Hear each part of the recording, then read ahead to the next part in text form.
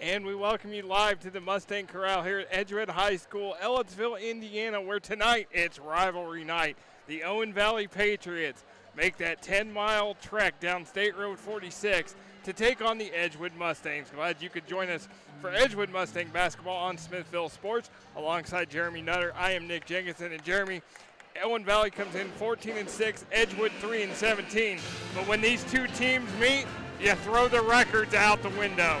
Yeah, I've had the same experience to these girls whenever I was playing soccer, and we won 2 games all year, but we played our rivals up north, and we ended up beating them in sectionals. So, I mean, you never really know whenever rivalry comes into play because anything's a possibility. Yeah, these two teams have met several times over the last several years. I mean, you look at the series history since 2001, Edgewood leads 16-17. They've met 9 times in the sectional. They've also met 3 times down in the Eastern Green tournament over the years. Owen Valley put Edgewood out of the sectional last year, 51-24, and they also won the regular season meeting and Spencer 60-37. But as you know, it can always change. Like I said, both these teams are hyped up for this game, no question about it. I mean, whenever you play your rival, you always want to beat them. It does not matter because you get bragging rights for forever long until you play them next. So it's always an important game and always one that you want to win for sure. As we're going to get ready here for the national anthem. The 5th graders from EIS, directed by Mrs. Bruns.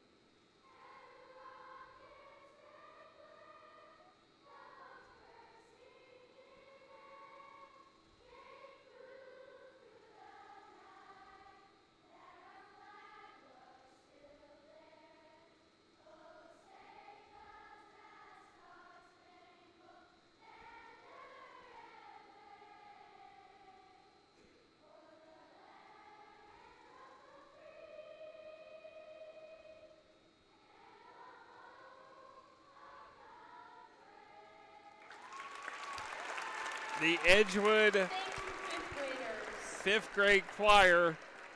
Great job by them. And now it's time to look at the starting lineups. We're going to look at Owen Valley first. Edgewood Lady Mustangs. They're going to go at 1 forward with Kristen Harrington, a 5, Kristen Richardson, a 5'8" sophomore, number 34. Senior, number 22. Michaela Miller is 5'6" and a sophomore, wears number 15. Deja Drake is 5'9", senior, number 22. We'll talk about her a lot, Jeremy. She's going to Huntington University, an NAIA school up north. Abigail Harrington is 5'6", a senior, number 30. Logan Richardson, 5'8", senior, number 44. Owen Valley coached by Trace Temples, 55 and 18 in his 3rd year. 3 winning seasons. He was 18-7 in 2016-17. Last year, 23 and 5 with a sectional championship. They lost to Danville 63-42 in the Class 3A regional championship game. As we're looking at Edgewood, you see Carly Sherfield, 5'5" freshman, wearing number 10. Shelby Anderson back in the starting lineup, 5'5", junior, number 11. Allie Spear comes off a double-double last week against Brown County, 5'6", junior, number 22. Taylor Minnick, a 5'6", sophomore, number 23. And then Trista Helms, the 5'9" freshman in the middle, coached by Kurt Simic. 3-17 in his first year at this school, but he's no stranger to this rivalry. He's been an assistant at both Edgewood and Bloomington North on both the girls and boys side, so he knows Owen Valley pretty well. Yeah, and what you just said there too is pretty key. A lot of seniors for Owen Valley, a lot of younger girls for Edgewood. So we'll kind of see how that plays out and see where the desire comes in. Because whenever I was a senior, I wanted to win every game because it could have been my last. And so with these girls here playing with their senior year, they're playing for everything. So we'll see how they do tonight. Owen Valley controls the tip, and right away Owen Valley misses the shot, but controls the rebound, and now Deja Drake is going to run the offense for Owen Valley. Yeah, we'll kind of see how much they rely on her tonight. She has been averaging about 15 points per game, so with that amount of productivity, we'll see how much they go through her and play through her tonight. That's going to be a foul on the Mustangs, and they're going to send Owen Valley to the line quickly. Foul on Anderson. That's going to be on Shelby Anderson, her first, and the team's first. Logan Richardson, number 44, 5'8", senior. And she misses the first one. Again, Owen Valley won both meetings last season. And whenever you look at this Edgewood team, with them only winning 3 games this year, ending on a high note in the division would really help them out and really help them going forward next season and be able to produce more and just have more experience and come back wanting and ending up winning more and being able to increase their standings. Edgewood's going to finish at the bottom of the WIC East. They will play in the 11th place game either against Sullivan or West Vigo. Sullivan and West Vigo playing tonight, so the loser of that game will be facing Edgewood a week from tonight in that crossover matchup. There is Taylor Minnick driving through traffic. She draws a lot of contact and will get an opportunity at the line. Not seeing too much plays being done here. It looks more like, try to find an open lane and go for it so far. That's what I've been seeing out here. Not many plays run so far, so we'll see if it ends up starting to slow down the pace and start doing more plays in order to get more points on the board. Taylor Minnick at the line, and she is able to knock them both down. Richardson, her second. And they're going to give Kristen Richardson her second personal foul, so that's key early on for Owen Valley. Not even a minute. And there is a shot for Owen Valley missed. Allie Spear with the rebound. Picking up where she left off last week against Brown County, where she crashed the boards early and often. Ended up with a double-double. Nice cut to the basket as Spear will get to go to the line. Yeah, it's, before the game, whenever I was looking at the records and looking at all the stats and stuff, the way that Edgewood's beginning in comparison with Owen Valley is kind of contrary to what you see on paper, which is kind of interesting because, you know, they're young and maybe they haven't had experience with rivalry games, so that may be a plus, a help for them. Katie Ferris is going to check in as Kristen Richardson's going to go out with 3 fouls in the first quarter. 6:48, not even a minute and like 20 seconds into this game, and she's got a set. That's impressive in a bad way, I do have to say. That's something that you definitely don't want to see from Owen Valley, and something that is just not good for their team at all. As another miss by Owen Valley. As there's a foul here. I think the scoreboards, they're still trying to get the scoreboard straightened out because I've got 4-0 and the scoreboard has 3-0. So there is Edgewood. As it's taken away, this is Abigail Harrington, and she'll go coast to coast. And this game is a good game because they're able to come back. I think it's their first week back, so you know you don't have much homework yet. You just kind of come back and can focus on the game a little bit. So you never know in their preparation if they had more time and more focus that they could put on this instead of maybe schoolwork or other things that may happen later in the year or previous semester. As Trista Helms misses the shot, Allie Spear with the rebound and misses again, and Owen Valley comes up with the rebound. She's been everywhere. And had a double-double again last week against Brown County. Missed a lot of last season with an injury and has really come back this year and played very well. Allie averages 5.8 points a game, but she's been able to stay healthy this entire season. I know that's huge for this Edgewood team. Kaylee Meyer missing tonight because of illness, and I know for a senior that has got to be hard because that's, you know, you give your left arm to play in this game, and she must really had to be sick today to not be able to play. So Richardson misses both, or misses one. It's 4-3, Edgewood leads. Shelby Anderson gets it to Minnick, to Helms, over to Anderson, and she's able to get the bounce, and Edgewood is up 6-3. Shelby Anderson's first 2 averaging 5 points a game, just playing her 10th game of the season after missing several games due to a stress fracture. Deja Drake. We haven't really seen her take over at all like we were expecting, which I think is interesting. She hasn't played exactly a key part now. Yes, she makes the 3. And as you say that on cue, she hits a big 3, and it's tied up at 6. So I think asking you shall receive is Deja Drake must have heard us up here, and she hits that big 3, and now it's steal by Owen Valley. This is Harrington, gives it back to Drake, and they're going to call the foul before she passed it up.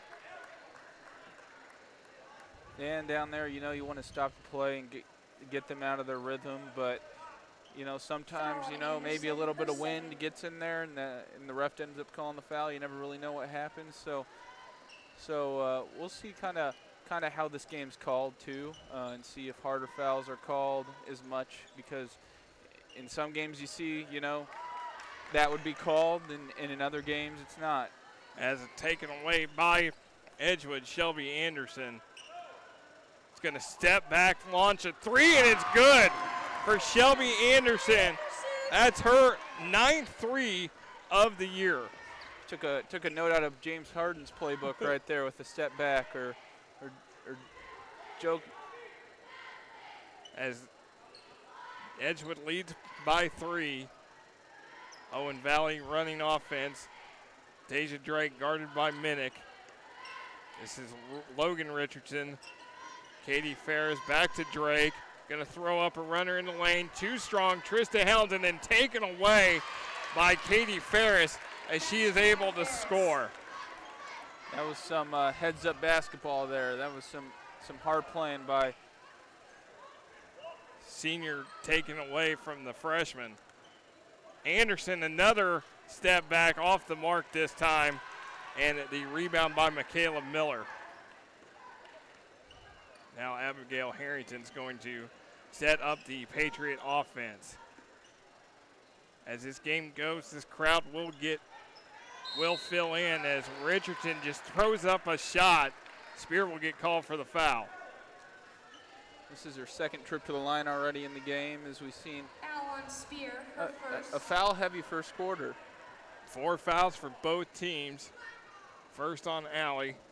Logan Richardson at the line as she knocks it down. 2 of 5 so far. And then we're going to see Janelle Pace come in for Edgewood as Shelby Anderson's going to take a seat. One more for Richardson. And she's able to hit. She's got 3, and Owen Valley's in the lead by 1. Carly Sherfield gets it. Got to get some help. Deflected out of bounds. It will be Edgewood ball. It looked like the play that they were running, depending on which side she chose, is which side they would start running on. So that was an interesting kind of concept of a 1-and-4 kind of setup, and we'll see kind of what happens here with any plays that Edgewood runs. Looks like Owen Valley going man right now. Trista Helms going to take it to the basket, and she scores. She averages 7.1 a game coming into the night. I think she's improved as the season's gone along. Yeah, and hopefully you see, more and more as Abigail Harrington hits that 3. You just see young players get better and better. As we talked to Coach a few weeks ago, and he was talking about how they just don't make their shots. As the year goes on, as they continue to develop, you make your shots, you get better, you understand, where to shoot, when to shoot, and you just learn more about the game, and you're able to end up contributing more to the team, which is always nice for the coach to have somebody, growing all the time. As, Kurt Simick's been impressed with this. We got a lot of freshmen in the program this year. The JV team has done very well this year as well, picking up a couple wins. The JVs played last night against Owen Valley over in Spencer, and we're able to win. So it's a program that's building for the future and got a lot of pieces that are going to be key down the road, as they only lose Janelle Pace and Kaylee Meyer next year to graduation. And that is a foul on Edgewood. That's going to be on Janelle Pace, her first, team's 5th. It's interesting early on because we're probably going to see the foul line come into play here with both teams 2 away from going into the 1-and-1. Deja Drake. Yeah, and you always hate to see it because, it ends up becoming a much longer game and a much more tactical game after that, and there isn't as much free-flowing play as there is. Is there not yet another foul? As Katie Ferris got the pass inside from Drake, and then Helms commits the foul, and that's going to be 2 on Trista Helms, as Kurt Simick wants a 30-second timeout here with 2 minutes to go in the first quarter. As you said, Jeremy, it's going to be a tactical game as you look at Kurt Simick, and that's what he's probably telling his team right now is, look, this game is going to be It's going to be free throw practice. A war of attrition, free throw practice, where Edgewood really does struggle on the line. So far, they're doing well tonight, but again, free throws come into play for Edgewood, and it could, we'll see how they do. So far, so good, but I mean, this is going to be a grinded out battle as you see the foul. 6 for Edgewood, 5 for Owen Valley. We still have another quarter to go. Another quarter to go. On the line for 2. As one more, and Owen Valley will be in the 1-on-1. Katie Ferris, 5'7" senior, one of several seniors on this team, and she hits the foul shot. Now we're going to see Daphne Ehrman come in for the Mustangs. wearing number 15, just her 6th game, yet to score in a game, has missed the last couple weeks due to concussion symptoms. And Ferris will hit one more. She's got 4, and it's a 4-point lead for the Patriots. Again, no Kaylee Meyer tonight for Edgewood, out sick. So that's a key. You're missing 7.5 points a game from Meyer. And a senior too. I mean, you can't count out the leadership whenever, you come into games like this, or really any game for that matter, where there's, a little bit of experience for this very young team. As you see that a senior ends up going down and scoring for the other team. And they're going to wave it off. They're going to wave it off and say it was a foul was before the shot, as Trace Temples would love an explanation for this. That's going to be on Taylor Minnick, and that is going to send Owen Valley to the line. But it is now the 1-and-1, the 17th foul on Edgewood. So where they originally said no call, Deja Drake will get to the line. So far, 3 points tonight. Has been a 4-year starter for Owen Valley. And I can guarantee you that the Edgewood fans and players are going to be happy to see her graduate. I've been on a few teams where, you always have a player or a whole team that is so much better that you just do not want to play them anymore. And they seem like they're there for more than 4 years. It seems like they're there for 8 or 9. Or See, every time we play them, it seems like they're there. And so it's finally good to have a little break and have a fair game, if you could put it like that, and be able to compete evenly. As Janelle Pace hits the basket, her first 2 of the night. She had 18 points coming into tonight, averaging 1 point a game. Under a minute to go. Owen Valley up by 4 as Kendall Drake, number 3, Deja's younger sister, into the game. I was just about to say about how tight they're playing defense down there. It would seem like they were really, really on top of them, which in this game is going to be dangerous because they're going to end up having 20 fouls by the end of the second quarter now. As that's the 18th foul on Edgewood, and Katie Ferris back at the line. She knocks it down. And this could be the decider. If one team, ends up packing up the fouls, and then, Owen Valley or Edgewood or whichever team doesn't do that, they may have a easier time to win because you get all those free throws and not giving the other team any chance to shoot any free throws. A lot of stuff can happen from that. Taylor Minnick with the shot. It is short. Rebound to Kendall Drake. She will give it to Abigail Harrington. Give it to Deja Drake. Nice pass inside Ferris. Too strong. And Allie Spear with the rebound. Here comes Edgewood down 5. Carly Sherfield going to set it up. Just nothing. She can't see anything down there from Owen Valley. And as they're trying to trap now and pressure this young team into a mistake. And there was a shot by Pace, missed it. And as you see, Owen Valley very active on defense. They got to get a shot off. Taylor Minnick going to fire it up. It is over the basket, and that will do it for the first quarter. Owen Valley leads by 5 here on Smithville Sports. Welcome to Technology Powered by Smithville. Let our welcoming and friendly staff help you with your technology needs. Stop by to get Smithville Cellular Extra plans on the latest devices. Get routers and tech products at great prices. Plus, if you're a Smithville customer, you can pay your bill and change services.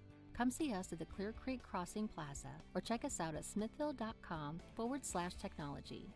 Technology powered by Smithville, Bloomington's communications and tech store.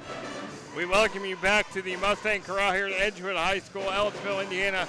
There you look at the Owen Valley Patriots huddle led by head coach Trace Temples as Owen Valley leads Edgewood 18-13 as we start quarter number 2. Glad you could join us for Edgewood Mustang basketball here on Smithville Sports. Alongside Jeremy Nutter, I am Nick Jenkinson. So far, Jeremy, it's been Owen Valley getting to the line, and now they're gonna play out this second quarter at least in the 1-1 for the whole time. And I'm going to go out on a limb and predict that we're going to have a very free throw heavy quarter here, a lot of stoppages. And so, you know, sit back, relax, because it may be a long quarter here. Yeah, the boys' game to follow 20 minutes after this one. They may be waiting for a little more extra, depending on the free throw shooting, how many times the teams get to the line. There is Katie Ferris inside for Owen Valley. She already has 7 points, and it's a 7-point Patriots lead. And you see this play has been the only thing that Edgewood's used as Coach Simon calls a timeout. Yeah, he didn't like something, and he's going to call a 30-second timeout early on here. He may want to change things up, because it looks like Owen Valley's, you know, pretty comfortable with them playing that offense and can pressure them pretty easily and force them to make mistakes. Because, I mean, if something doesn't open up on that first kind of initiation of the play, then things just don't seem to happen for Edgewood. Yeah, as you see Kurt Simic, he's sitting there really getting after his team, really always instructing as they come back out on the floor. Again, Edgewood's already used 2 timeouts. Owen Valley still has all 5 of their timeouts remaining. Edgewood's got to get this in. They do with Allie Spear to Daphne Ehrman. Ehrman's going to get it to Spear. Inside through traffic, too strong. Rebound to Ferris. Good defense played by Owen Valley, keeping their hands up, not leaning in or anything to stop a foul from being drawn there. Kendall Drake is in, number 3. Older sister Deja Drake, Abigail Harrington. Gonna baseline jumper is good. She's got 7 already. Owen Valley already getting a big effort from Ferris and Harrington, with Drake with 5, Logan Richardson with 3 as Harrington knocks it away. Can't save it, but here comes Kendall Drake. Up to Abigail Harrington as Deja Drake has it stop and pop, and in and out for Deja. That was an exciting sequence right there. You know, the ball flying everywhere, and Edgewood keep it going, draw a foul. Minnick gets it inside the Spear, and she's called. Go to the line. As Allie Spear will get to go to the line, it's going to be on Kendall Drake, her first. And 1 foul away. And 1 foul away from Edgewood going into the 1-1. As Allie Spear will get 1 more. Spear on the season as she hits both. Struggles from the free throw line, but is able to knock them down here as Mallory Love, number 20, comes in, replaces Spear. 15-22, Owen Valley leads. A lot of picking from Owen Valley on the last sequence of plays. So they switched it up a little bit and decided to do a bit of a top weave play and ended up being successful with that. That is what Deja Drake does. She drives to the basket, and she has got her 7th point. As Carly Sherfield gets on the board with her first 2 of the ball game. She's got a twin sister, Claire. Older sister, Erin, played for Edgewood a few years ago. As Drake knocks down the 3-pointer, and I've got a feeling, Jeremy, she's going to start heating up right now with a 10-point lead. Yeah, she started off, as we talked about earlier, didn't really say her name much, and now she's really getting into the game and into her play and being able to hit down shots a lot. As they gets the Owen Valley bench up, and now we're going to see, or that was Claire. Oh, so Claire hit the basket. I was mistaken. Claire Sherfield hit the basket. Now twin sister Carly comes in to replace her. So, you know, gotta love the twins, trying to keep them apart with numbers. Owen Valley had a set of twins a few years ago, the Gonzers, Heather and Nicole Gonzers, who were played at University of Indianapolis. As Drake knocks down another three, they were on the Owen Valley team that went to the state finals in 2009. And that was a beautiful catch and release there. And, you know, just shows that we'll probably see more of that tonight. As Janelle Pace gets her 4th point of the night, but it's an 11-point Patriots lead. And here, Deja Drake, Katie Ferris.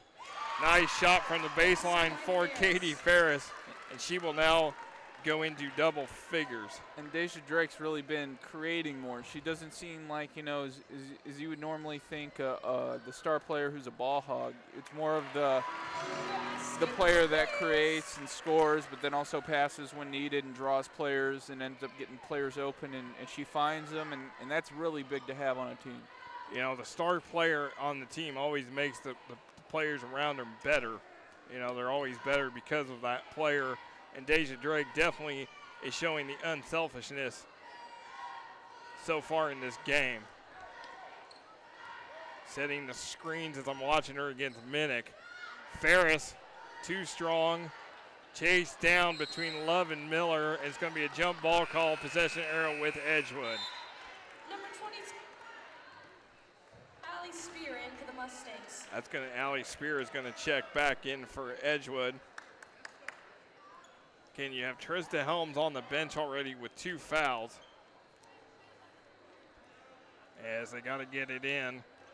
And you wouldn't think though that with, you know, one team with 8, another team with 6 fouls, that there is, you know, a lot of people with a few, but it ends up that it kind of spread around, so at least not a couple good players are getting fouled out or getting taken off for the amount of fouls they have, which, you know, makes the game better. Carly Sherfield misses it. Owen Valley in control by 11. Michaela Miller guarded by Love. Just throws up a shot, no good. And then Drake loses it out of bounds, and it will be Edgewood basketball. Another thing we saw in that possession is that, you know, it always baffles me. And, you know, I never played basketball in high school or anything, but it baffles me how much, you know, you pick up your dribble. It always is confusing because, you know, you don't want to kill yourself up on the top of the key or anything and not being able to move and just kind of keeping you stationary, but instead always having that mobility option is very important. Or when you put the ball on the floor as you get a rebound and then go back up, or when you get the pass inside and you put the ball on the floor and then, you know, you should just go up with it. But so that's another thing that sometimes baffles me. But Michaela Miller gets the foul. That will be the 7th, and now Edgewood into 1-1 as Taylor Minnick is at the line, and Minnick hits. Yeah, get the lawn chairs out, the sweet tea, and who knows what else. Don't forget the popcorn. And the popcorn. That's always important. Popcorn, you can't go without popcorn for basketball. It's going to be quite the half here. Taylor Minnick able to hit them both. She's got 4 tonight. Inside Ferris, nice pass from Drake. And I think that's one thing Edgewood has struggled with all season, as we've seen over the last couple games, is that interior, being able to stop teams on the interior. And, you know, you kind of wouldn't be surprised with that, since a lot of them are freshmen, you know, so they're not exactly the strongest, you know, players on the court, or the most experienced, so they know how to use their body in a way to block people off. But, I mean, you see out there where, you know, Kendall Drake was unguarded for, you know, a good 3, 4, 5 seconds, and Edgewood had to end up recovering, and Coach Simic is over here lighting them up. Yeah, Coach Simic not happy at the moment as Allie Spear gets her 2nd foul, and now Deja Drake at the line. A senior 4-year starter headed to Huntington University, play at the next level. She has given all the teams that Owen Valley plays fits over the years. They had another player, Peyton Catarini, who played last year or graduated last year, who was also a double-figure scorer, and they were a 1-2 punch for the last 3 seasons. And you just see the desperation there by Edgewood, just trying to get something, and they are not able to get anything. But Coach Simick's got to get in there and help them out because Owen Valley right now is very much in control. Trace Temples calls a 30-second timeout. It's hard to believe, Jeremy. We're down to Edgewood's only got 3 games left after this. They will play Eastern Green on January 15th. The WIC crossover is January 18th, and then they will close it out with senior night against Bloomington North. Edgewood's wins this season come over South Putnam on November the 8th, West Vigo on October 30th, and they beat Riverton Park 63-55 at the Eastern Green tournament. Owen Valley, their remaining schedule coming up, they will have the WIC crossover next week, and then they will be at home January 22nd against White River Valley and January 24th against Washington. Owen Valley 3-1 in the division, and they will likely play for 3rd place next week. Cloverdale is 4-0, Owen Valley 3-1, Indian Creek's already 3-2, Cascade 2-2, Brown County 1-4, and Edgewood 0-4, as both Brown County and Indian Creek have completed their division play, as Drake misses the 3 and Spear has the rebound. Janelle Pace, too strong. Michaela Miller with the rebound. Minnick on the floor with Miller. It's going to be a jump ball. It's going to be possession arrow with Owen Valley. And there you saw it, Edgewood, what they're trying to do now, I guess, is really attack on the counter, not really giving Owen Valley a chance to set up in their offense and get their guarding ready, and you know they're pressing a little bit more coming out of that timeout.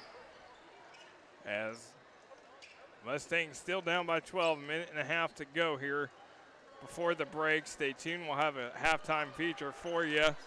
That was tipped out of Pace's hands, and now Mallory Love drives to the basket. No good, and then Drake takes off, has the headband off, and is going to bring it up the floor.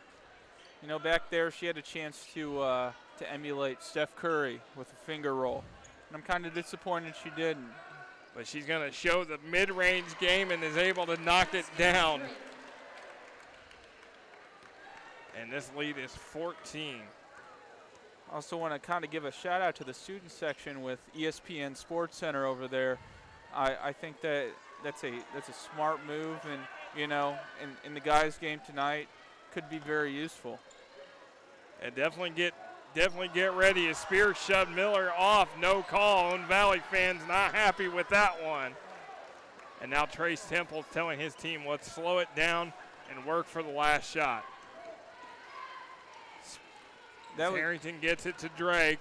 Jump stop, nice pass in the lane to Ferris. Like I was saying earlier, she finds people, you know, she drew out the defender from down low and left the low post open for the basket. She is not only a scorer, but she really gets her teammates involved. As the shot by Love is going to count. And that will put Edgewood at the break as we look at the highlights from early on. And it's Deja Drake for Owen Valley knocking down the 3. Shelby Anderson step back 3, as you said, kind of the James Harden. And then Katie Ferris just rips it away from Trista Helms. And then Trista Helms, who's in foul trouble, gets to the bucket. But it's Owen Valley. Abigail Harrington knocks down the triple. Inside, Janelle Pace scores for Owen Valley. But Deja Drake headed to Huntington University, leading the way. Headband, no headband, she can do it all. Passes it to Katie Ferris. We're at halftime, Owen Valley 39, Edgewood 25, here on Smithville Sports.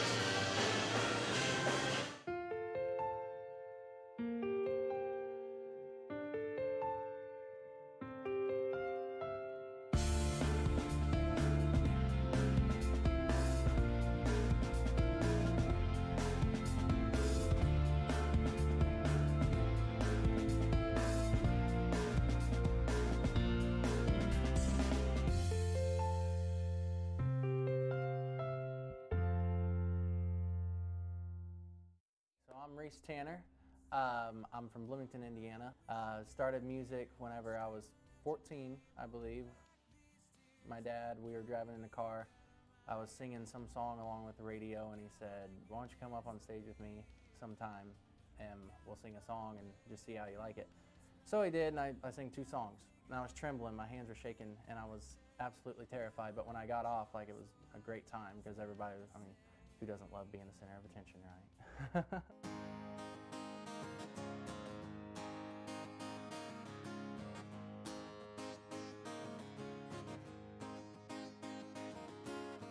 I just got off work, I just got paid. Well, I'll swing by later on and you can show me your place, and you can jump in my Jeep and we'll cruise through the streets, yeah.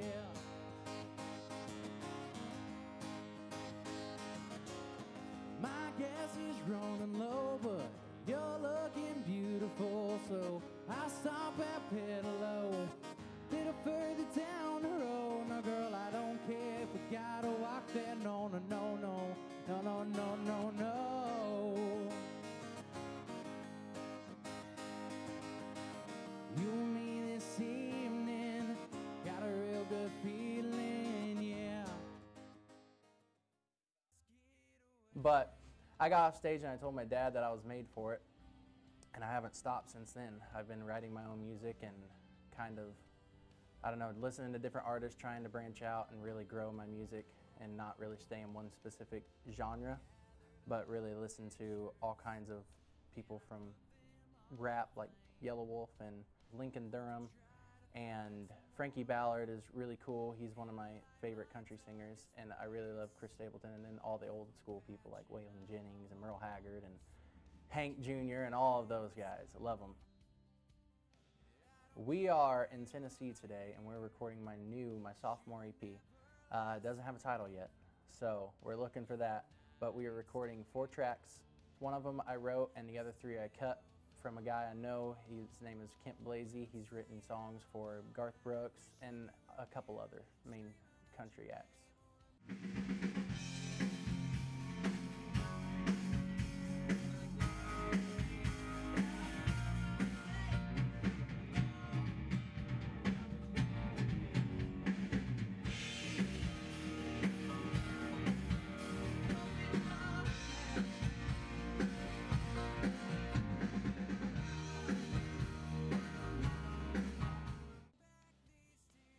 Okay, so my own band, we play a lot in Bloomington. They're not with me today. We have all hired musicians. The guy that's actually producing my EP, his name's Paul Martin, and he's gotten all these people together. And so far, they're sounding amazing. They're kicking all these songs' butts, and I'm really like in awe about how it's all coming together. Well, I'm Paul Martin, and I'm producing Reese's project. I met Reese a couple of years ago when our family plays music, and Reese is the same age as my oldest son, and I recognized immediately there's a lot of talent there. That he's got the real deal going on. He's got people who support him, but he's got talent and he's got the desire. He's got all the things that I believe can help him achieve his success. So my style of music is country with quotation marks around it. I like a lot of the old school country. I like Waylon Jennings. I named my dog after Waylon, so I don't know, I really love that old school sound, but I also like the mainstream stuff, so I like to mix it a little bit. And I also like bringing in other genres and seeing, like my song Tennessee, that was on my last album, or EP. It has a little bit of rap in it, but it also brings it back to kind of like the sweet, I guess you'd say poppy, the poppy country sound, so.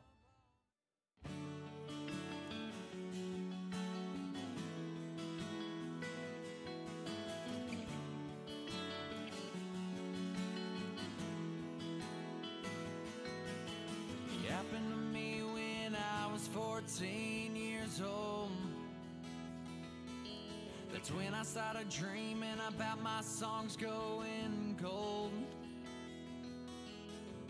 Got my first guitar, then I started a band. I came a long way, I've never been the same since then. Any day now I'm going all in. Yeah, I'll be headed to Tennessee with a truck bed loaded down with memories, leaving behind everything I know. These songs that I write and sing are the only thing that means so much to me, the only thing that I truly own. I'm counting down the days until I leave,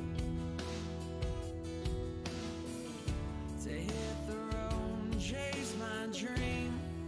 Yeah, I'll be headed to Tennessee.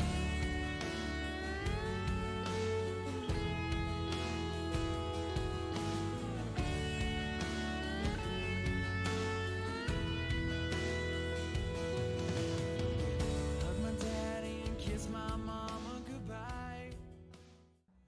Being here right now recording all these tracks, it's a dream come true, to say the least. The tracks that we're recording today, we have one of my songs called Summertime in a Small Town, completely, besides the lyrics and just like the chord progression, revamped. And then we also have a song, 3 songs by Kent Blasey. We have Raw, Ragged, and Real, and that's kind of an anthemic rock song, just kind of like, I'm tough, I'm rowdy, and I'm coming after you.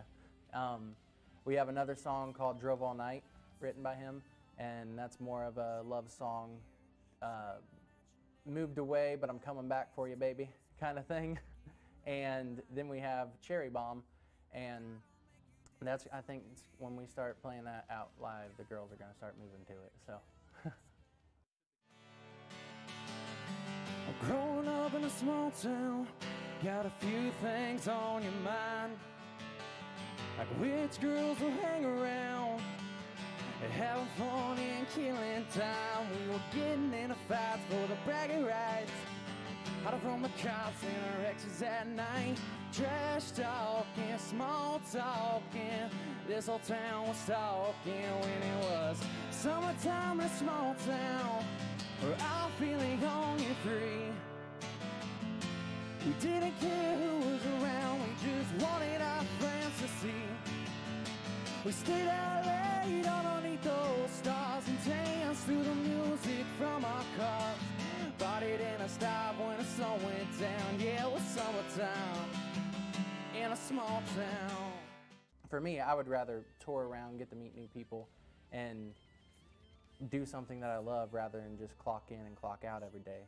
I feel like life can have more, you just gotta go for it, but it depends on what you want too as a person. So I would rather go for my music and connect with people and sing to them and tell them stories about my life, you know, and then see how they relate and get to know different people around the world and how we're all basically the same.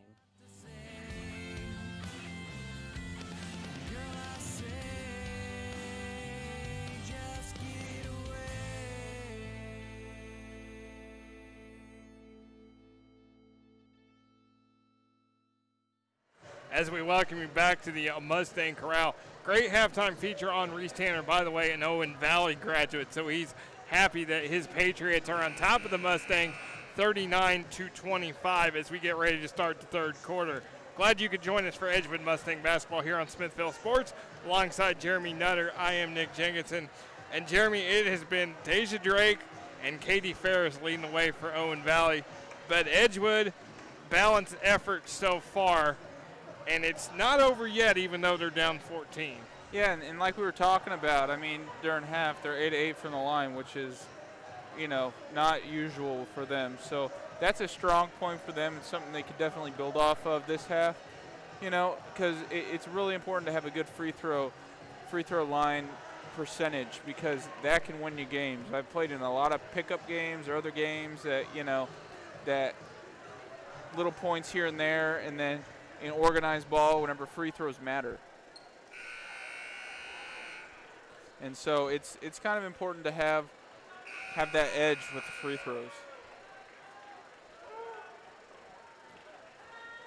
As we get ready for the third quarter, by the way, Owen Valley 9 of 14 from the line to start in the first half. With the ESPN desk there in the background, starting off right. Yeah, get Bristol on the phone because we may have some top 10 plays coming in the boys game. Shelby Anderson with the three, no good.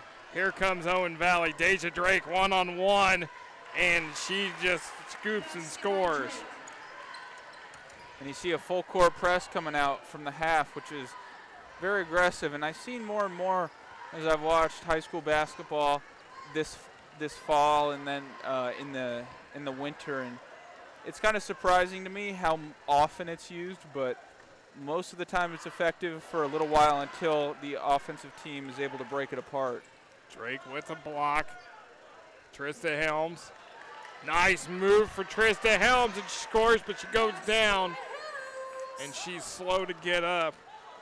Something with the knee definitely happened on that fall. Edgewood cannot afford any other players to go down, as Helms goes down again as Richardson draws the foul, but luckily Helms is able to get up. I think they're going to get her out just to check her out.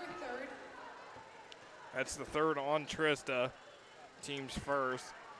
Going to send Logan Richardson to the line. She had 3 points in the first half.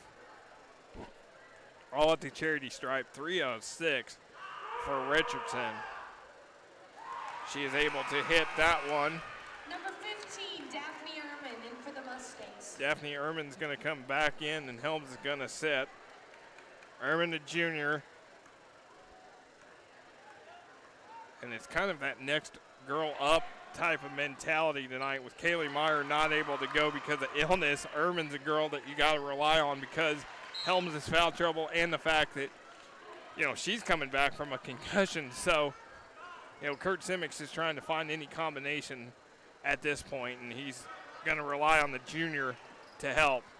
I remember a while ago whenever the Lakers ended up not having enough players to play, and that kind of is not the situation necessarily for Edgewood, but it's kind of where, you know, you're just pulling people that you need, because you just need people in there to play, and they'll gain experience and hopefully grow from that. It's a predominantly young team for Edgewood. Anderson's got to get it in, and then Deja Drake just steps in the passing lane and takes it. And that was a freak out play whenever Owen Valley was able to seal and control all the players on the floor, and in the end run a beautiful play, I do have to say. Deja Drake ends up getting the basket there. Deja Drake, just nice cut to the basket, nice pick and roll play for Deja Drake, and she's now got 20 points as you see the double team and forces Carly Sherfield to turn it over. They have very effective right now. Owen Valley pressing on the inbounds, on defense. They're just all over Edgewood and do not seem to be slowing down. And that's a nice backdoor and finish, but Drake can't finish it, but she gets her own rebound, passes it off to Kristen Richardson, and she gets her first 2 of the game, and this lead is 20. I'm not going to lie. I looked over there for a second and was expecting a dunk, so I know I didn't expect that later, but definitely a dominant play by Deja Drake. As Drake commits the foul on Taylor Minnick. That is her first, team's second. Girls can dunk in basketball. I've seen it done. I saw a highlight earlier this year where a girl in Colorado dunked in a game. So it has been done before at all levels. Shelby Anderson gonna fire a 3, and she hits her second one of the night. Lead is 17. Anderson with 8 for Edgewood. There is Richardson. She misses. Pace, the rebound.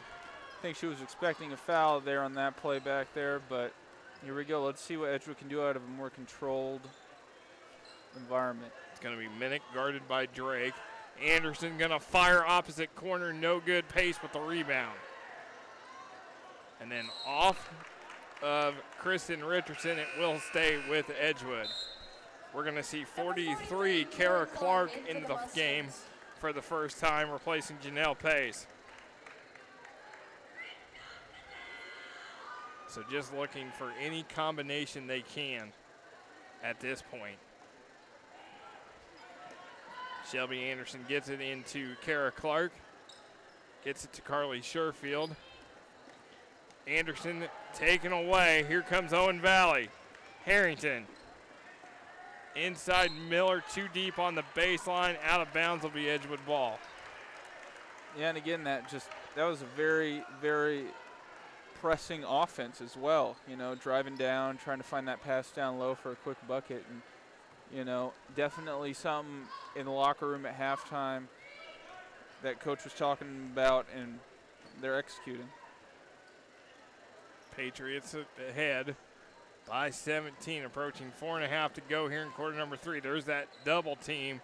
They're going to get it out and try to work it around. Kara Clark down the lane. Too strong. Rebound Harrington. Up ahead Drake. One-on-one with Minnick. Minnick's going to shove her. And Drake will get to go to the line. I was more scared. One of our cameramen down there, if he gets hit, that's not good, but I'm glad that everybody's okay and ends up getting to the line. Yeah, Clemente Tirado manning that camera down there. We're glad he's okay, and the camera didn't fall, neither did the tripod. Deja Drake at the line. Has got 20 points, makes it 21. And I saw her, you know, a few minutes ago coming down after she fouled one of Edgewood's players with a smile, and you know, she's kind of playing in that mindset now where she's just enjoying it because they're about, 20 points ahead, and so they can just kind of enjoy it, press, do plays like that where they just strip all of a sudden because these Edgewood players seem shell-shocked almost. There's Drake, shot about the 3. Michaela Miller going to take it, too strong. Rebound and 1 for Kristen Richardson. Basket by Richardson. And in rivalry games, you never want to let up, so I do not expect Owen Valley to let up at all on Edgewood as the game continues. No, I've seen it where a team doesn't have a good year, and I've seen it where Edgewood's won by a big margin, and they don't usually let up. So that's for sure. I tell you always in rivalries, you want to make that other team pay. You don't want them to have any hope. You don't want them to have any fun. You just want them to lose. And so that's definitely a theme here tonight that we'll see in both games. As boys game will follow, Richardson misses. Edgewood's boys have a long winning streak against Owen Valley. They'd like to extend that as Drake has the big block. It's the first time we really heard down there from the Owen Valley student section a big roar for that block. Yeah, you'll get to hear in the boys game. They'll go back and forth, that's for sure. Shelby Anderson going to fire the 3. It's no good. Battle for it, last touch by Kristen Richardson. It will be Edgewood's ball. And that seems to be a play that we've seen a few times where she just kind of floats out around or tries to get a little open and jacks it up and see, if she makes it or not, which hasn't been terribly successful. Taken away. Here comes Deja Drake. Looking up. Harrington, 3 on the way from the wing is no good. Tapped around. It's going to be a foul on Edgewood. Kristen Richardson will go to the line. And now you see, as you get to see Trace Temples, he's got Drake and Richardson over there instructing, or Harrington instructing. As that's Kara Clark's first. Maybe we'll see some more plays now, some more run plays, but, it could be just direction on how to execute better on the fast break. Honestly, you never know in these games what the coach could be telling them. As Kristen Richardson gets the second foul shot, lead is 21 for Owen Valley. Again, these two teams are in the same sectional, so they could meet up again. Owen Valley put Edgewood out last year in the sectional, and I know they would like to probably do that again. I think it's nothing better than to end your arch rival season. I've done that, twice for sure, and it's such a good feeling to do that. You're able to play against your rival, and each time I played against them, we would lose in the regular season, but we would win in the postseason and end their season, and it makes you feel really good and fuzzy on the inside for sure, and it makes you feel like you really accomplished something. and you know, you're able to hold it over them. And I was a senior, so I can hold it over them forever. So we never lost against them in the postseason, so some of these girls are going to have the same kind of mentality. There is Deja Drake, the senior, just just crosses over and just does it all. She has completely taken over this game, as a senior expects to do, as Taylor Minnick gets the basket. Again, Edgewood, just a couple more games left before the sectional. Eastern Green, the crossover next week against either Sullivan or West Vigo, and then Bloomington North to end the regular season. Drake inside, Ferris can't get it to go. Drake chases down the rebound, going to put a 3 up in the corner, too strong. Rebound by Anderson. Up ahead, Clark gets the bounce and will go to the line. Basket by Clark. Clark on the line. So Kara Clark gets to go to the line for Foul on Richardson. Edgewood. Number 12, Claire Sherfield in for the Mustangs. Kara Clark is only playing in her And number 7th 19, game Taylor Miller in for the Patriots. and has scored just 1 point coming into the night. And that was at the line. She was 1 of 4 coming into tonight, as she gets her 2, misses the free throw, and now Deja Drake with the rebound.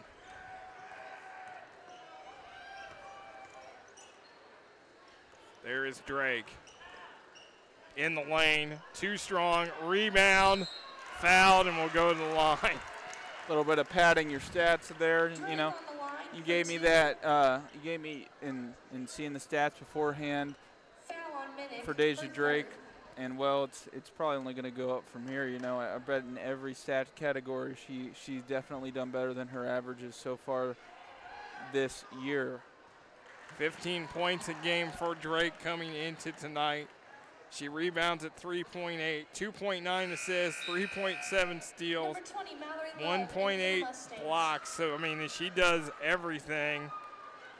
She does everything that you want a player to do. I mean, she's a complete player, and, you know, headed to Huntington at NAIA level, and I think they are going to get a heck of a player in Deja Drake.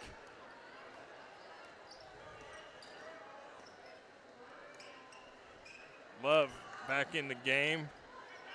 Pace, in and out. Spear with the rebound. It's going to be a foul on Owen Valley.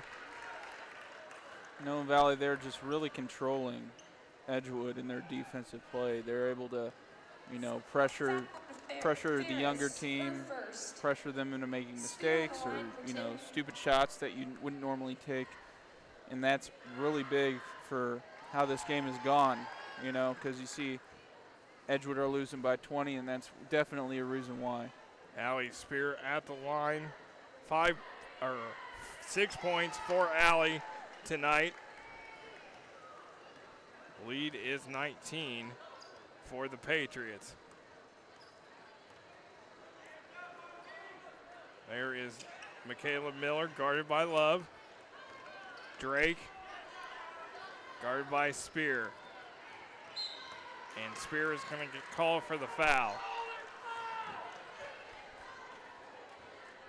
As that will be the third on Allie. Spear, her third. Team 6, and again, we talked about the free throw situation earlier in the first half, and now Owen Valley 1 away from going to the line for the 1-and-1. Yeah, but that's definitely different from last half, wherever in the first quarter you already had people are shooting 1-and-1s with 2 minutes left in the first quarter. So at least this half has been a lot less foul heavy and a lot more free-flowing play, which has definitely attributed to a better result for Owen Valley. But unfortunately for Edgewood, it doesn't really help them out because they're not really able to, you know, play as they go. They have to continually adjust to Owen Valley's system, whether it be an offense or defense, and they just haven't been too successful. So Edgewood with it. Clark Claire Sherfield back in the game for Edgewood. She wears number 12. As ball is loose, and it will be Owen Valley ball. And you can tell maybe the Edgewood faithful are waiting for the guys' game, and the Owen Valley is waiting for this game, and so we'll kind of see how the guys' game goes and how in between, people react to it. Now the student's going to mess with Deja Drake, and she just buries a three and doesn't even give them a look as we end the third quarter. Owen Valley in control, 60-36 on Smithville Sports. Whether you need an awesome wrap for your truck, a new look for your sports car, or simply some great window tinting, Van Horn has you covered. Need accessories like step bars, bug shields, or toolboxes? Or how about a neon clock for the garage or den? Van Horn can take care of it. With years of experience, Van Horn gives you the professional look with the quality you deserve. Stop by our shop in Ellettsville, the large building behind McDonald's, or give us a call at 812-876-2230. You can also visit our website at vanhorn1.com. Van Horn Tent and Accessories, the place for your custom vehicle needs. We welcome you back to the Mustang Corral here at Edgewood High School as Owen Valley in control 60-36 as we get ready to start the fourth quarter. Glad you could join us for Edgewood Mustang basketball here on Smithville Sports. A reminder, the boys game will fall 20 minutes after this one.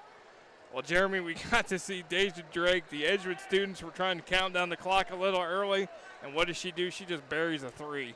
Yeah, and she didn't even react to him, which is something, pretty savage, I do have to say. It was pretty, just kind of not what I would expect. If I did that, I'd look at them and, shrug my shoulders a little bit just because I dropped 30 against your team, Deja Drake has 30 points as she got 14 in that third quarter. So she is going out in style against her arch rival the way she would love to do, as you only dream of, to just have a huge game. What potentially could be your last game. Now these two teams could meet in the sectional. Edgewood's probably hoping to avoid this. Owen Valley's thinking, oh yeah, we'd like to end their season again. Yeah. So it remains to be seen. The draw will be here in a couple weeks. Trista Helms can't score. Allie Spear with the rebound. She gets fouled. And Logan Richardson's going to be whistled for her fourth. And it's always nice to have a good performance as a senior against a team that you for lack of better words, don't like too much, So it's always good to go out with a great game, and having an amazing game as Deja Drake's having is, a dream for any senior. And as well, all the other seniors, all the other players are definitely playing their part. They're not doing nothing, and they're having a good time out there as well. A lot of smiles on the Owen Valley side. Trista Helms gets the rebound, and then kind of Deja Drake just standing down at the other end, gonna score her 32nd point. That looks like me playing pickup, where I end up just standing at the other end cherry picking because I get too tired. But, whatever works. Yeah, whatever works, and it's working on all cylinders for Deja Drake with 32. Love gets her fourth point of the night. But again, Owen Valley in control. You mentioned the fact that these two teams don't really care for each other. It was Tom Anderson, the former Owen Valley coach, who also has been on both sides of this rivalry. We were down at an Edgewood Owen Valley girls game in Eastern Green in the middle school gym, and there wasn't a big crowd, but the two sides were just going back and forth. And he looked at me and he said, it's like the Hatfields and the McCoys. And you talk to any Edgewood Owen Valley fan, and they agree with you that this is what this rivalry is. Where the Bloomington schools are more of the city battle. Those kids are kind of friends. These two, it is the Hatfields and the McCoys. It's a great analogy for these two rivals. Yeah, and you see across all sports, I love rivalries whenever they happen because they have an extra little pizzazz to them, an extra little flavor that really adds to the game and really makes it something special to watch and fun to watch. As you just see, kind of Taylor Minnick was like, I'll just let you score there with Deja Drake now with 34 for Owen Valley. As you see, just kind of a high 1 and 4 with a lot of picking going on, but the bigs really aren't doing anything. They're kind of switching and seeing who gets open, but with a play like that, you're really never going to get too many points because you're not finding anybody or getting open. You're just kind of throwing something up and hopefully you get fouled. So definitely something to work on in the off season, and as they continue their season is just, you know, picking your shots, picking your passes, knowing where to move, knowing where to pick, and doing it efficiently, because if you walk through the play, it'll be easy to guard. Trista Helms at the line, the freshman. 4 points tonight as Logan Richardson has fouled out with 5 points. She misses that one, and it was a 2-shot situation, so she'll get one more. Again, has really grown, you know, has played really well throughout the season as she misses both. And Owen Valley in control. We've seen her in the last couple games. She's been able to block shots. She's able to alter shots. She gets rebounds. She's been able to evolve her offense inside. And that's a player I think Kurt Simick's got to be happy about. You look at a Carly Sherfield, who's also been able to play a lot, you know, as a freshman. And you got Kara Clark contributing. Zoe Powell has also played some, so, and Claire Sherfield. So you got a lot of pieces still there as Love gonna fire the shot. It's no good, and Deja Drake there for the rebound. And Shelby Henderson as well tonight, having a pretty good game with a few threes, being able to capitalize that maybe in the future. Kristen Richardson is able to score, and now it's going to be a timeout as Kurt Simick wants a timeout with 5:15 to go. As you see the Edgewood bench again, the sectionals coming up. These two teams, again in the sectionals, it is Northview, South Vermilion, Brown County, Edgewood, West Vigo, and Owen Valley. So it is going to be a interesting sectional. You would think that Owen Valley is going to be the odds-on favorite to win the sectional. Owen Valley, through the years, has won 10 sectional championships. They won last year. Before that, 2014. Won 2 regionals in 94, 2009. Won the semi-state in 2009, and then got to the state, was a state runner-up, losing to Fort Wayne Elmhurst in 2009. 6 Western Indiana Conference championships, one of those coming last year. They won in 2001 and then won 4 straight from 2007 to 2010. Not going to win it this year. They lost to Cloverdale last week, so they will be playing in the 3rd place game in the crossover next week. On the other side, you got Northview 4-0, North Putnam 3-1, Greencastle and South Putt 2-2, and then Sullivan 1-3, West Vigo 0-4.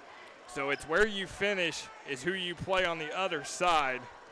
So it's looking like Owen Valley, depending on results tonight, could be playing North Putnam or Greencastle. Taylor Minnick going to fire a 3. It's no good. Harrington, outlet to Drake, and here we go, one-on-one. Step back 3 for Drake. Short, rebounded by Anderson, bounce to Minnick. And then they're going to call Minnick for the travel, as it was right in front of us here, as Harrington kind of put her hands up to say, like, I didn't foul. So. And I do have to say, it's always interesting in these situations because, you know, you're down by a lot, and you're probably not going to be able to come back. But, you know, what the coach says in the huddle during that timeout is you know, I've been in a few huddles that it's like that. And, you know, you just got to go out and you really just got to play hard. Because if you're not playing hard, then that's whenever it becomes not fun or anything. But if you're playing hard and you're still down by a lot, that makes it a lot better. If you're playing your toughest, playing your hardest, and it doesn't matter, you know, what that's like, then at least you can enjoy it and learn something from it instead of, just playing, halfway there and not really giving it your all.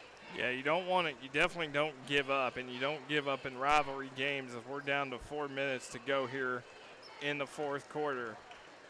Drake not able to get the roll.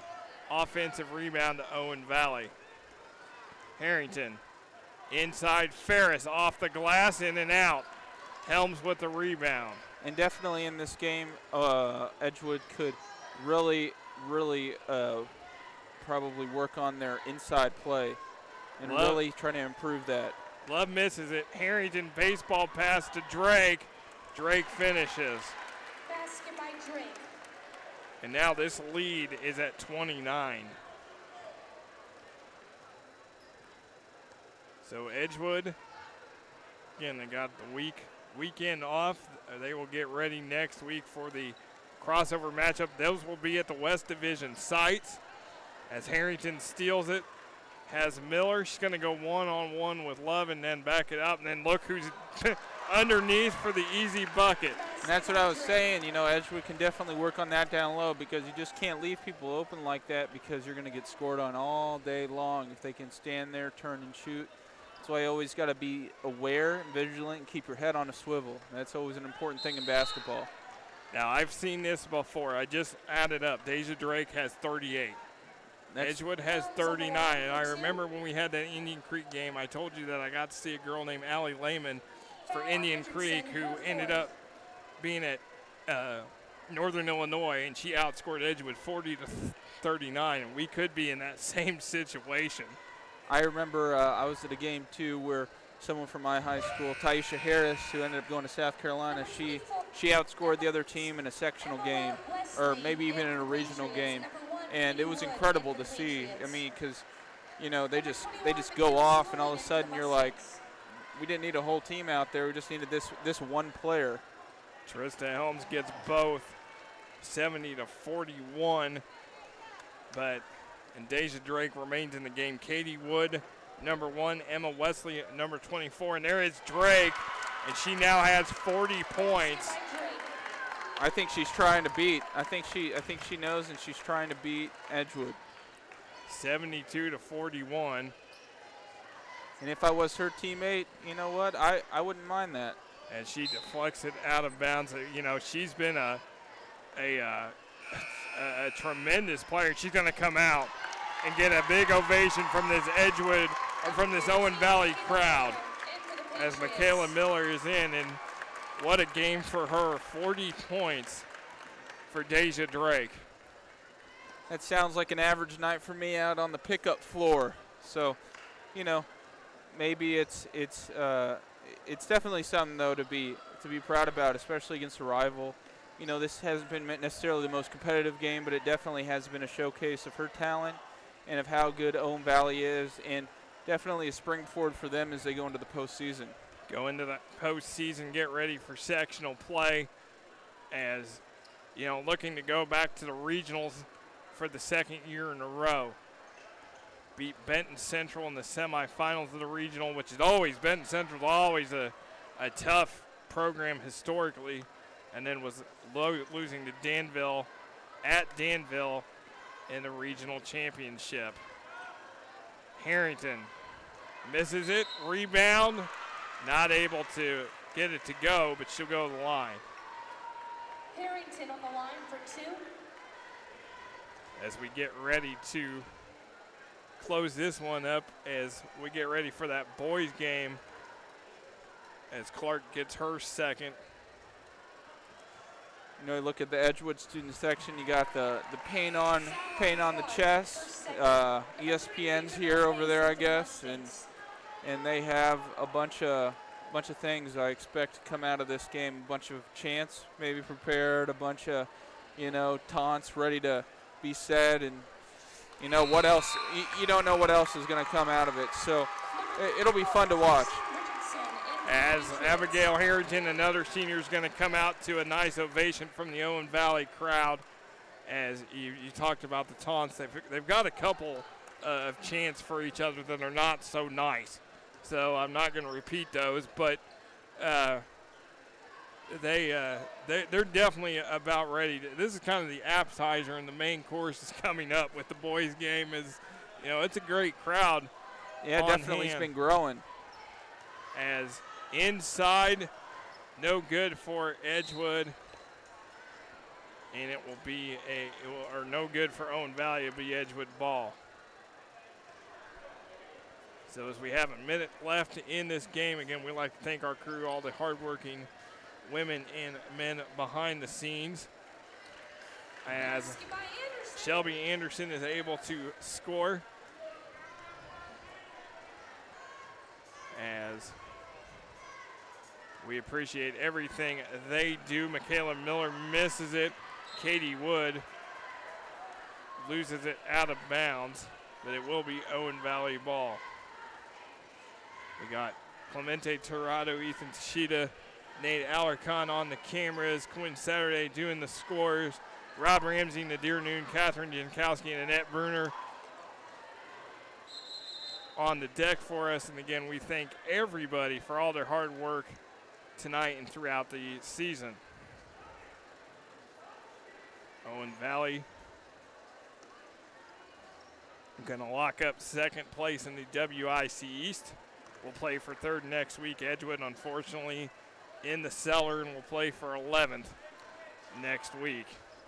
Yeah, and with these two teams, they're at the opposite sides of the conference, so you don't really know how these games will be to them in their minds, because with some teams, playing an easy game will hurt their overall swagger, because they could destroy them, but at the same time, you're not really getting that same competitiveness, or the game isn't as close as it normally is. But in difference, Owen Valley definitely showed their stuff tonight. Owen Valley wins handily 74-43. As we look at the highlights, and it's this young lady leading the way, Deja Drake, 40 points for Drake tonight, but she gets a lot of help as well. But Drake, clearly the player on the floor, heading to Huntington University next year, an NAIA school in northern Indiana. But Edgewood doesn't give up. Kara Clark gets a bucket. You see the step back three from Drake. She did that all night long. Mallory Love gets 4 points for Edgewood. Shelby Anderson for the Mustangs. Owen Valley wins 74-43. For all the hardworking women and men behind the scenes, for Jeremy Nutter, I am Nick Jenkinson. Boys game coming up in about 20 minutes here on Smithville Sports.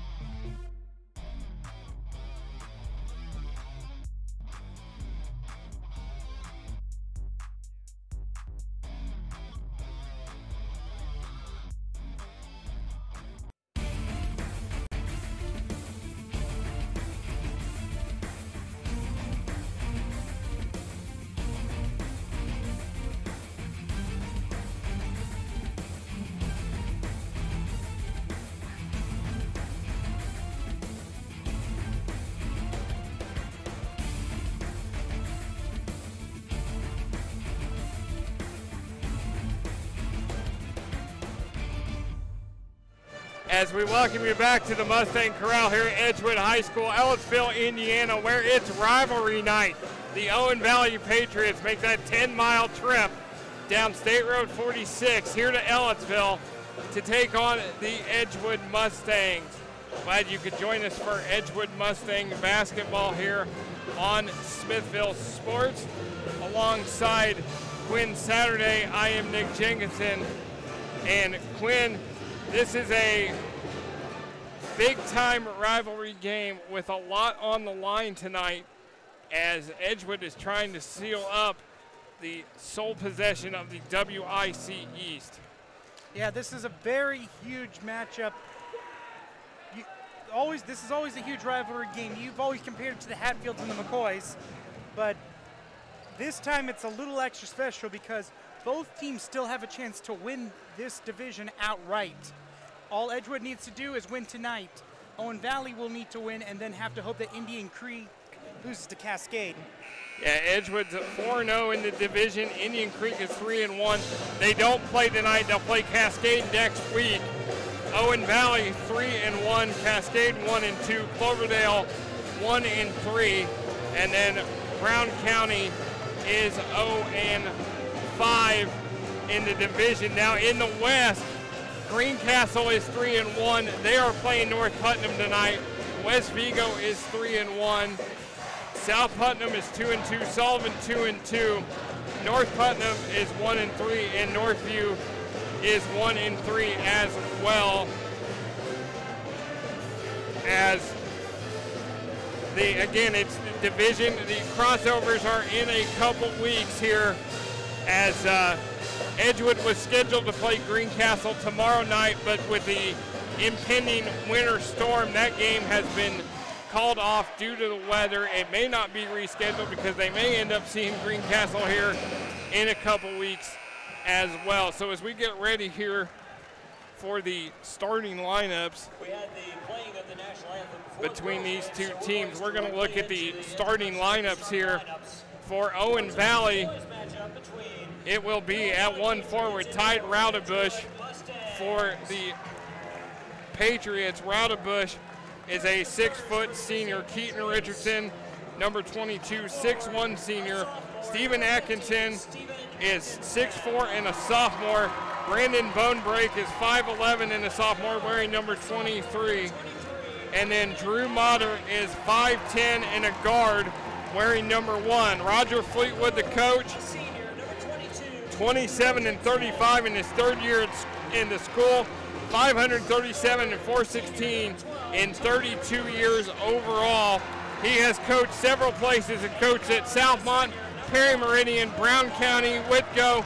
He's also coached down in Georgia. He won the state championship in 2004 at South Gwinnett High School with a guy named Lou Williams, who now plays for the LA Clippers. Now for the Edgewood Mustangs, it is the same starting lineup. It is Trevor Taylor, a 6'3" sophomore, wearing number 1. Joe Cheeto, 5'7" senior, wearing number 2. Tate Balcom is a 6-foot senior, wearing number 4. And then you got Coleman Sater, 6'4", sophomore, number 5. And Cam Bannister, a 6'2" senior, wearing number 10. J.B. Neal is in his third year at the school, 48 and 19, 125 and 81, in his 9th year overall for the Edgewood Mustangs. So it is a huge rivalry game.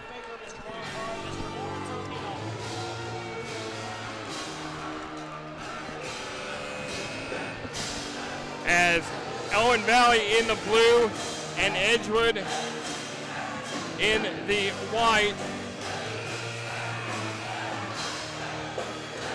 As it's going to be Sater and Atkinson to jump center here for the Mustang, or for Edgewood, and we are underway here from the Mustang Corral.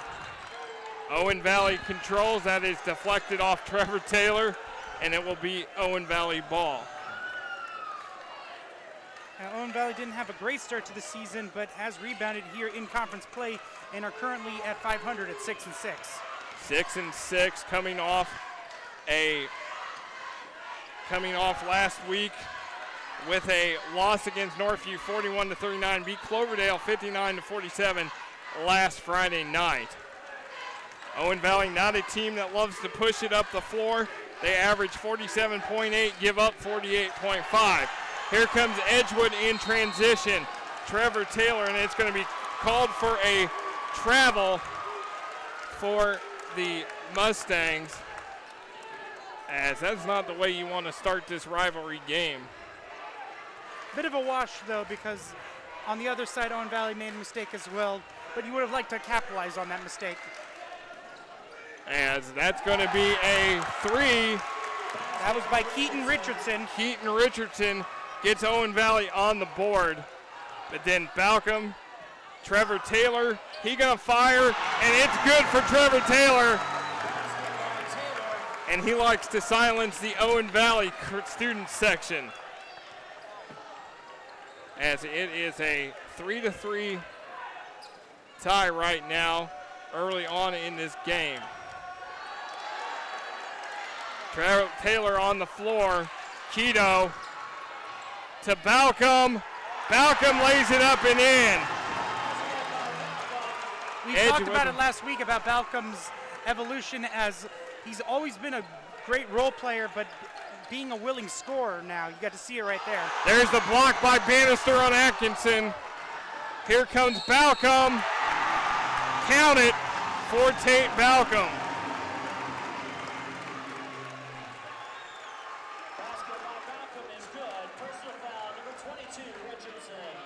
That's on Keaton Richardson.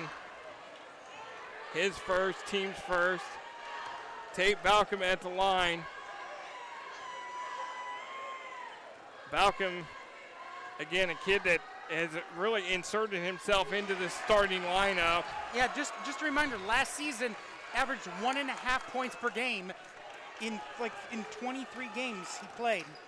And it's a steal for Balcom, and he's going to lay it up and in.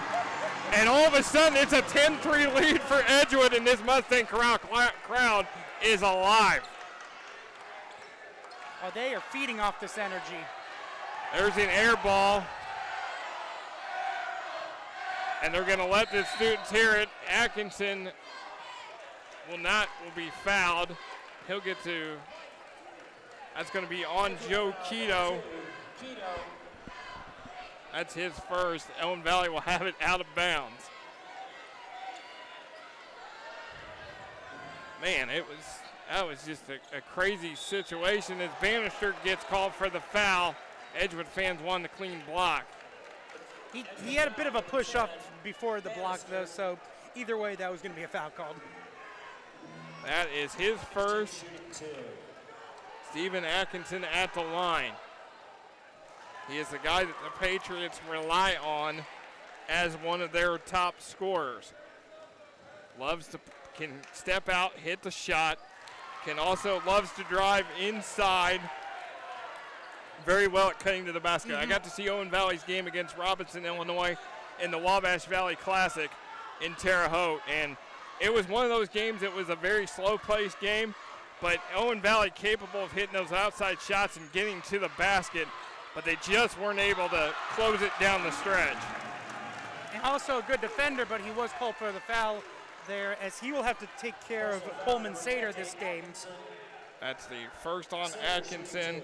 Coleman Sater was so close last week to 2 double-doubles. He's already had a couple this year, and his game has evolved. He had 20 and 9 against South Putnam last week. You have to give so much credit to J.B. Neal and his staff. We've mentioned Tate Balcom, we've mentioned Coleman Sater. There's other players on here, players who average a point or less than a point per game, who have become pivotal scorers on this team. That talks to the coaching and being able to have them just step into these spots that were needed. There's a 3 for Keaton Richardson, his second 3 of the night. And if he can continue to hit that, that's going to really help Owen Valley tonight. Bannister wants to answer with the 3 of his own. It is short. Atkinson with the rebound. This is Drew Motter for Owen Valley. Now the Patriots would love to slow this down a little bit. There's the feed inside. Atkinson taken away by Joe Keto. Trevor Taylor. Bannister. Stater to Bannister. Kicks it to Keto. Fakes the shot in the air. Now Taylor recovers and Balcom's going to reset. Gets it to Keto. That is taken away by Brandon Bonebrake, number 23. Now Owen Valley setting up their offense. Again, not a team that wants to play at the pace Edgewood wants to play at. There is a miss, and Sater with the rebound. That was a miss by Bonebrake. Sater flies to the basket. Sater just did an excellent, it was just excellent going coast to coast. And it's just an amazing contrast of styles of it taking like 8 seconds for Owen Valley to bring the ball up. And that's what they want to do. And it took Coleman Sater like 4 seconds to go the full length of the court and score. And he goes to the basket again, and Atkinson gets called for the foul. Now he's got to be careful because that's his second, and he also doesn't agree with the call. Personal foul, number 50, Atkinson. Sater to shoot two. You usually never agree when you get called for a foul, and it goes double when it's a rivalry game.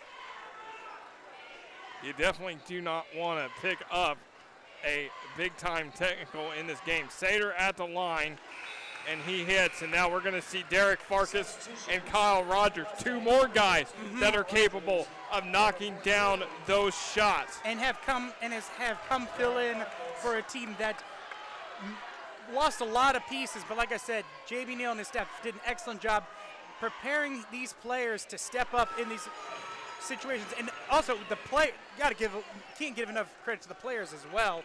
But again, just an excellent job of coaching by JB Neal and his staff.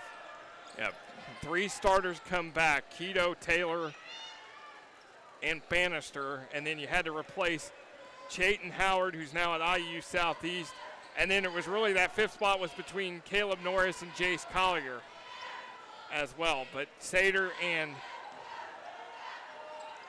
Balcom have asserted themselves into those spots. Motter misses the shot, tapped around. Atkinson strong to the basket, can't finish, and Sater comes up with it. Here comes Edgewood. Trevor Taylor, 3, strong. Battle for it underneath, and then it is Richardson with the rebound. And that's something that Owen Valley is going to need to learn. Being a foot off of Trevor Taylor still means he's open. You do not leave any of the Edgewood shooters, give them any room whatsoever. Ty Raudebush, number 12.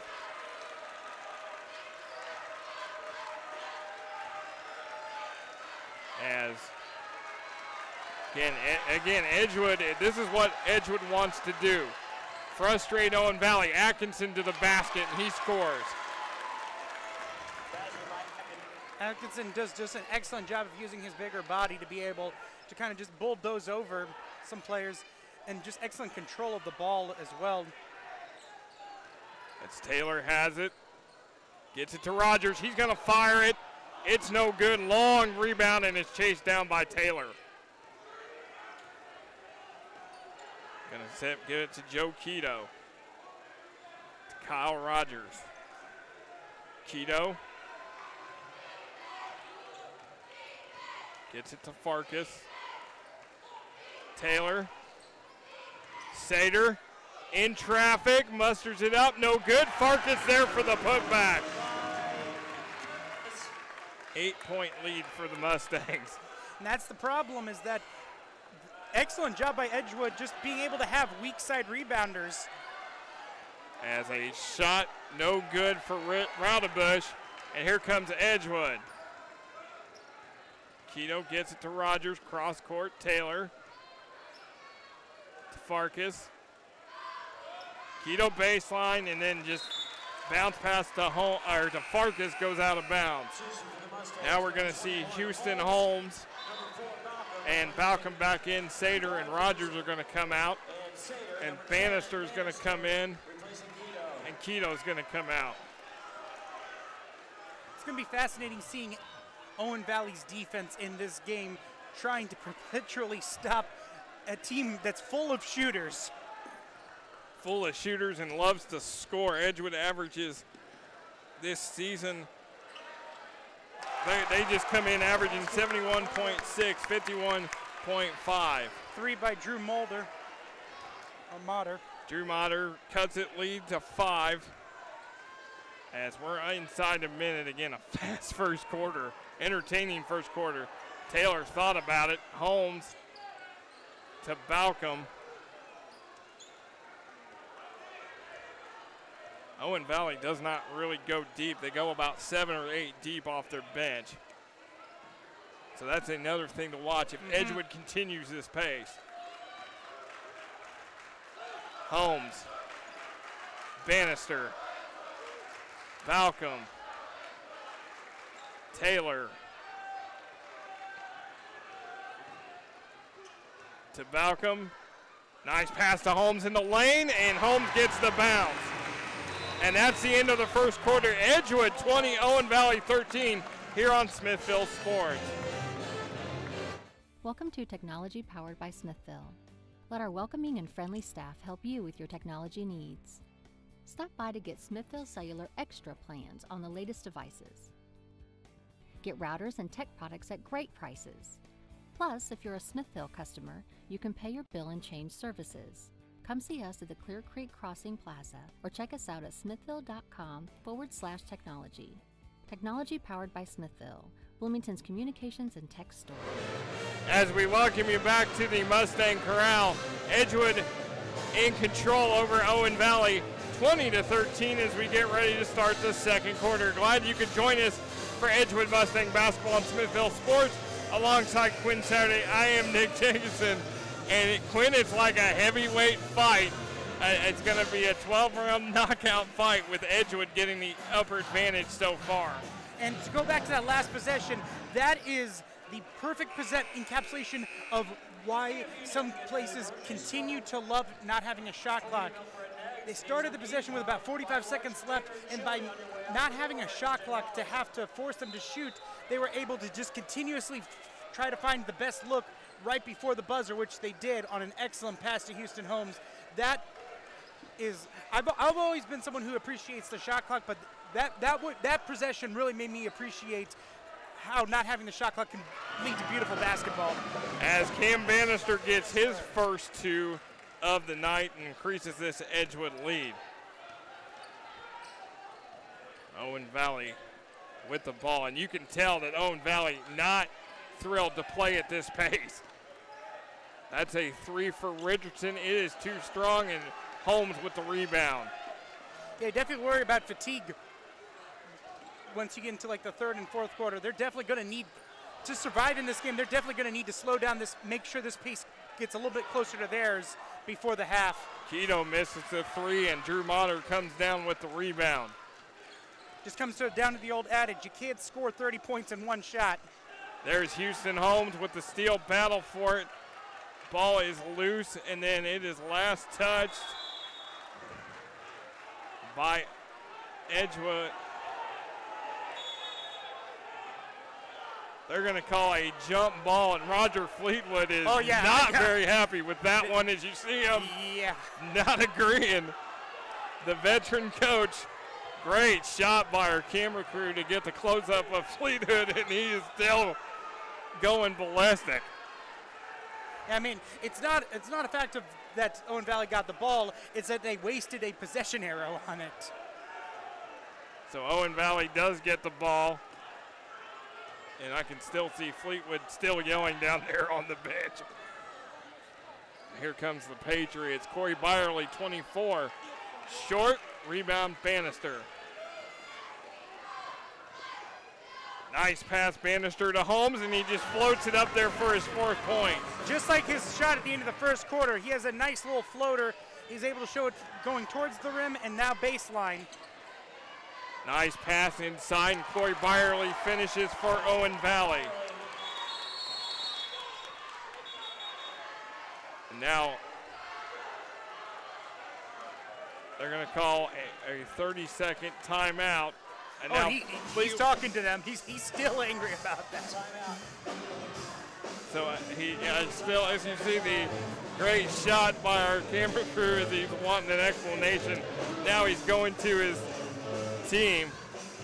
And we talked about, there you see J.B. Neal. He's done a great job since he's been here at Edgewood. He's won a couple conference titles. He's won the sectional title last year.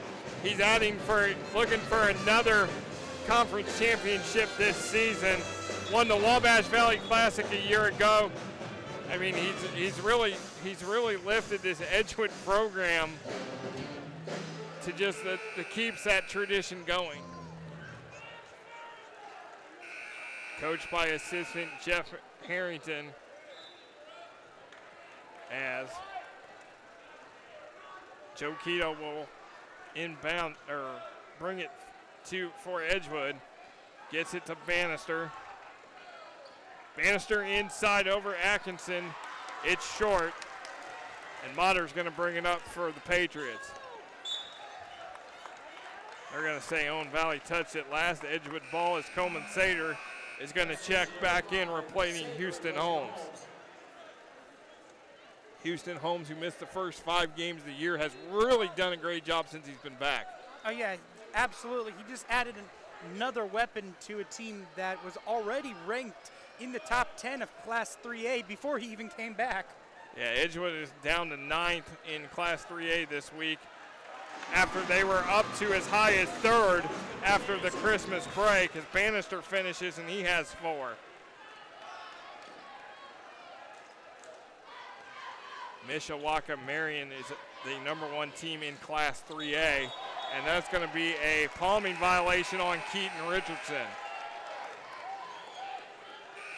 Now we're going to see Ty Raudebush come back in, replacing Byerly. And you're going to see Kyle Rogers come in for Edgewood, replacing Balcom.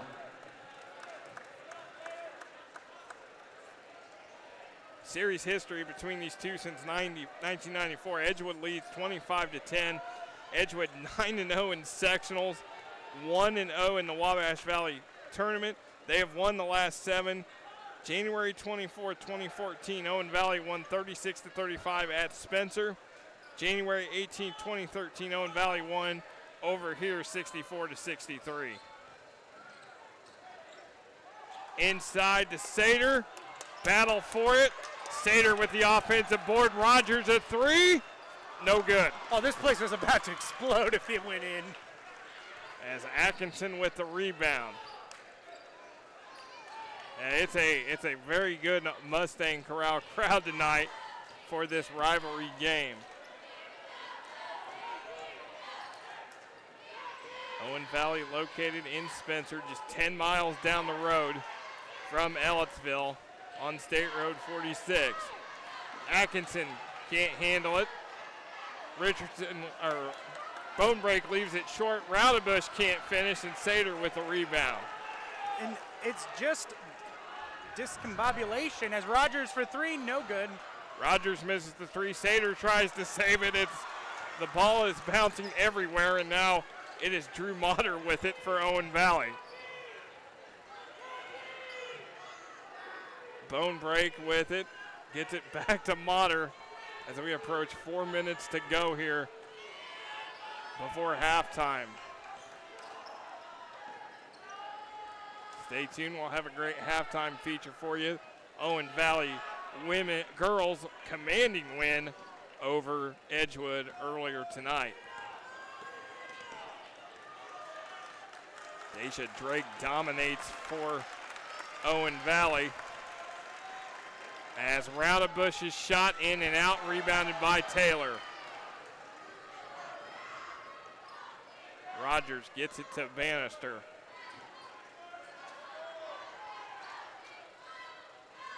Gets it to Keto. Taylor. And there's a little Edgewood chance wanting to know the Edgewood students giving the chant. Sater puts it on the floor, and it is blocked. That was gutsy of Atkinson. He has 2 fouls already. Yeah, Atkinson, Owen Valley just 3 fouls. Atkinson has 2 of them, so he's got to be careful. Now Keto's called for the reach-in. That's Joe's 2nd, team's 3rd. Edgewood foul number 2, Keto. Substitution for the Mustangs. You're going to see Farkas come back in, Balcom. And if you're Coach Neal, you're going to want to try to make Coach Fleetwood pay for having Atkinson in the game with 2 fouls at the moment. You want Sater to probably go right at him whenever he can in the post. Bannister's got the defensive assignment right now on Atkinson. inside. There's a pass into Atkinson, and he finishes. He's got 6.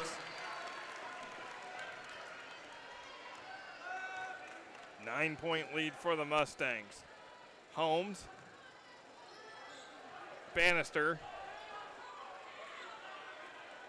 Gets it to Taylor.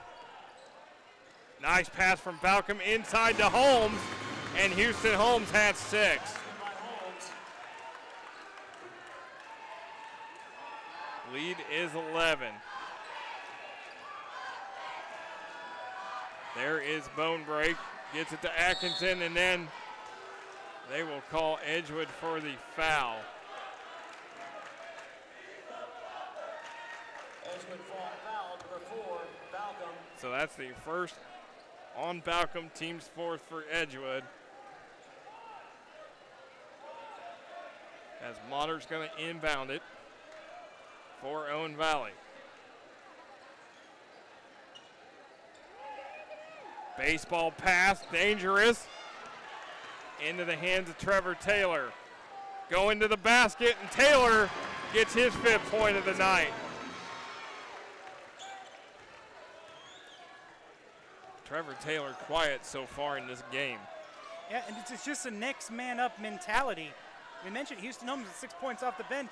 There are Tate Balcom with, I believe, 8 points. They have their stars. Edgewood has its star in Trevor Taylor, but he has plenty of capable players. If you try to focus in on Taylor, that will beat you. As Modder got that last basket, he's got 5. Taylor's going to drop it off for Holmes. He loses it. Modder with the steal. 2-on-2. Modder going 1-on-1 with Bannister. And quickly, Bannister seals him off.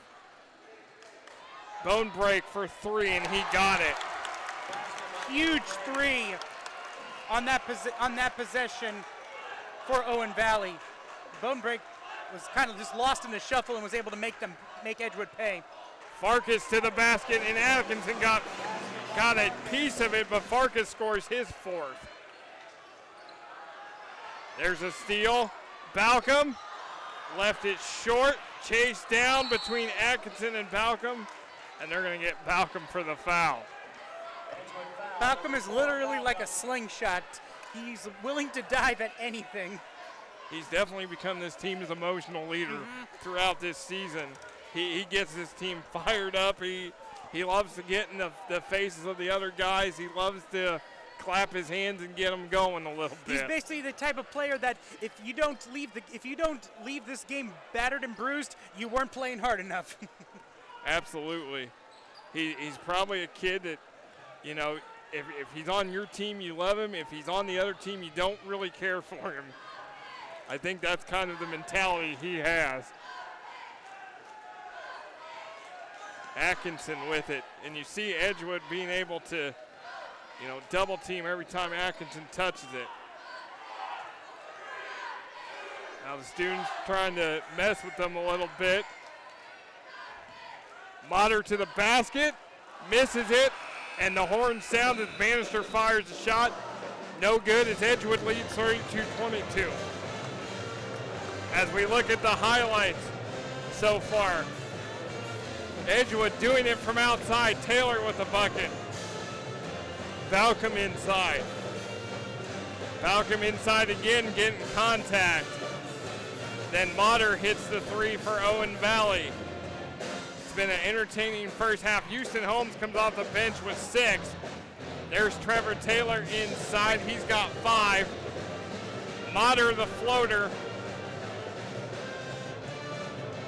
And then Bone Break a big 3 as Edgewood in control, 32-22 here on Smithville Sports.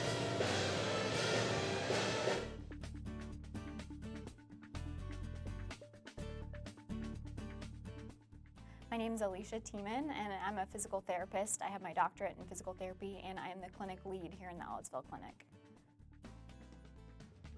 ATI is a pretty big company. We have 750 locations, and we have 5 locations here in Bloomington. This is a brand new clinic here in Ellettsville. It is currently actually the fastest growing clinic in Indiana.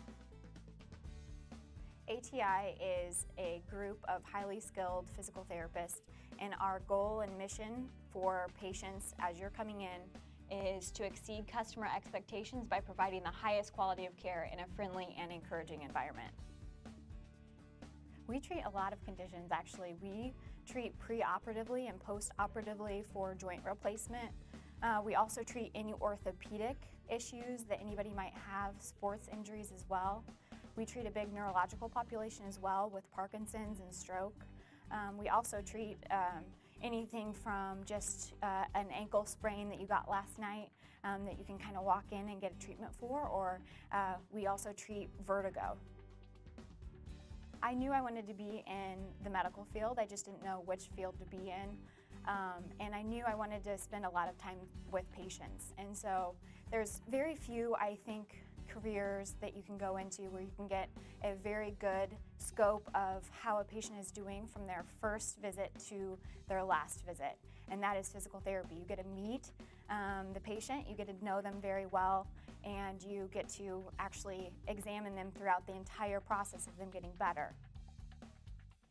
Your treatment will depend on our initial assessment. So if on the first visit we decide that you do not need skilled physical therapy, you'll probably just have a one-time visit. We'll give you the education that you need and a home program to continue forward.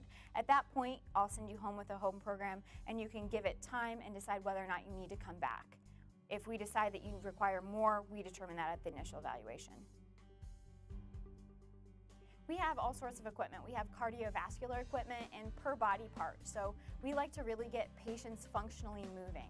So we have things like a treadmill, we have all the cardiovascular equipment, we have a rower, we also have strength and conditioning.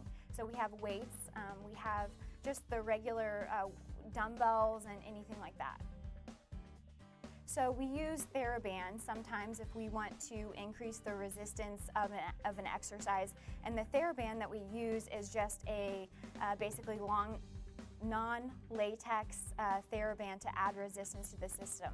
And it's also something that the patient can take home. So we dispense those in the clinic when a patient has advanced. So we use banding.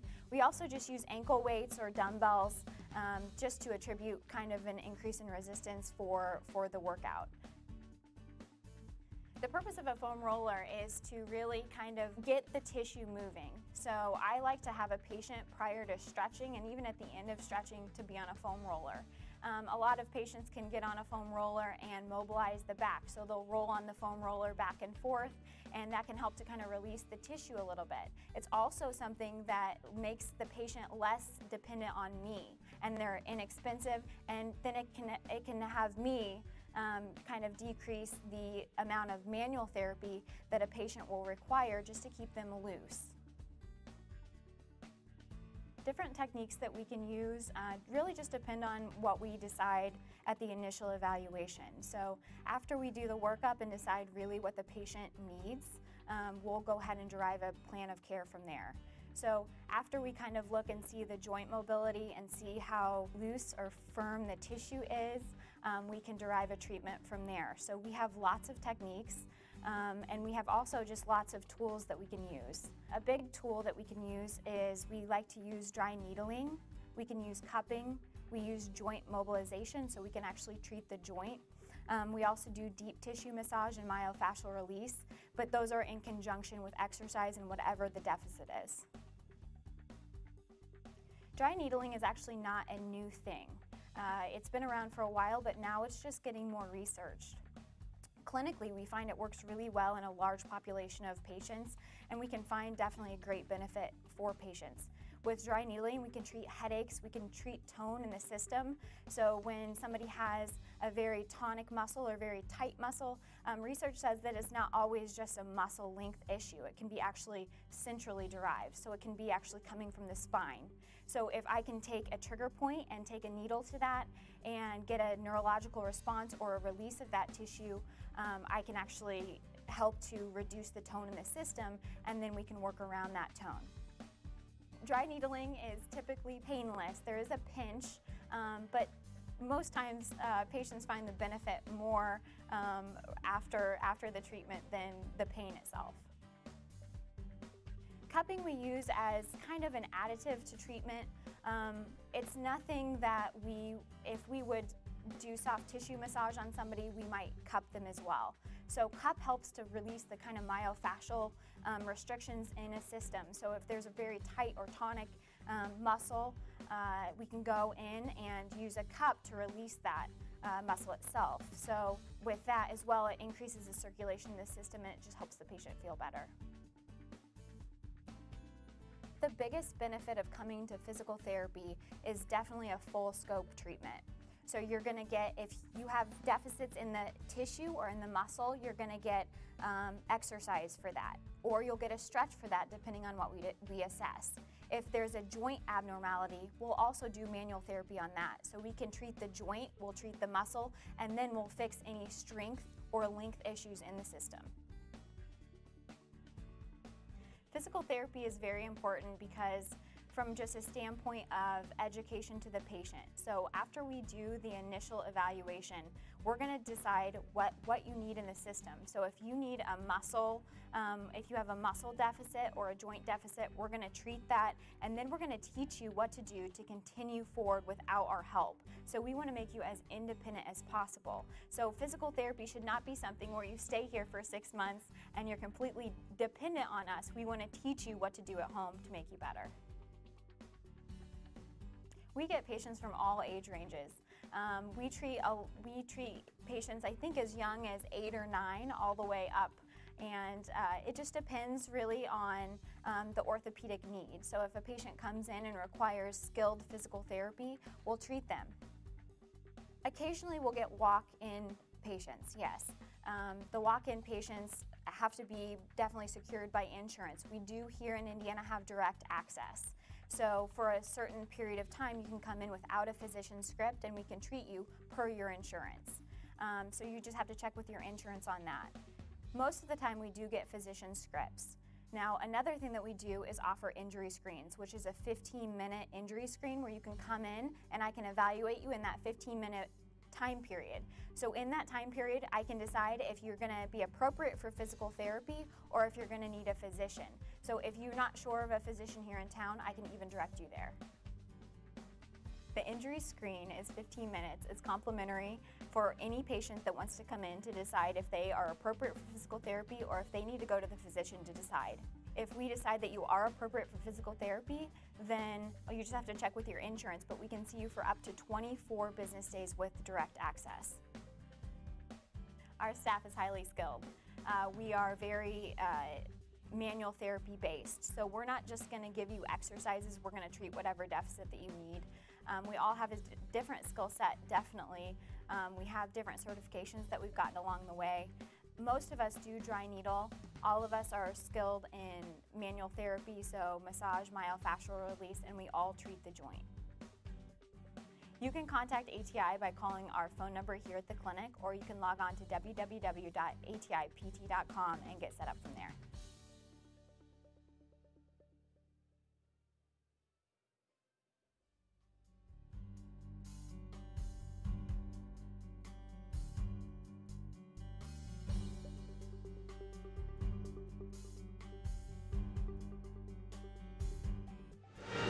We welcome you back to the Mustang Corral here at Edgewood High School as Edgewood in control over Owen Valley 32-22 as we get ready to start the second half. Glad you could join us for Edgewood Mustang basketball here on Smithville Sports alongside Quinn Saturday.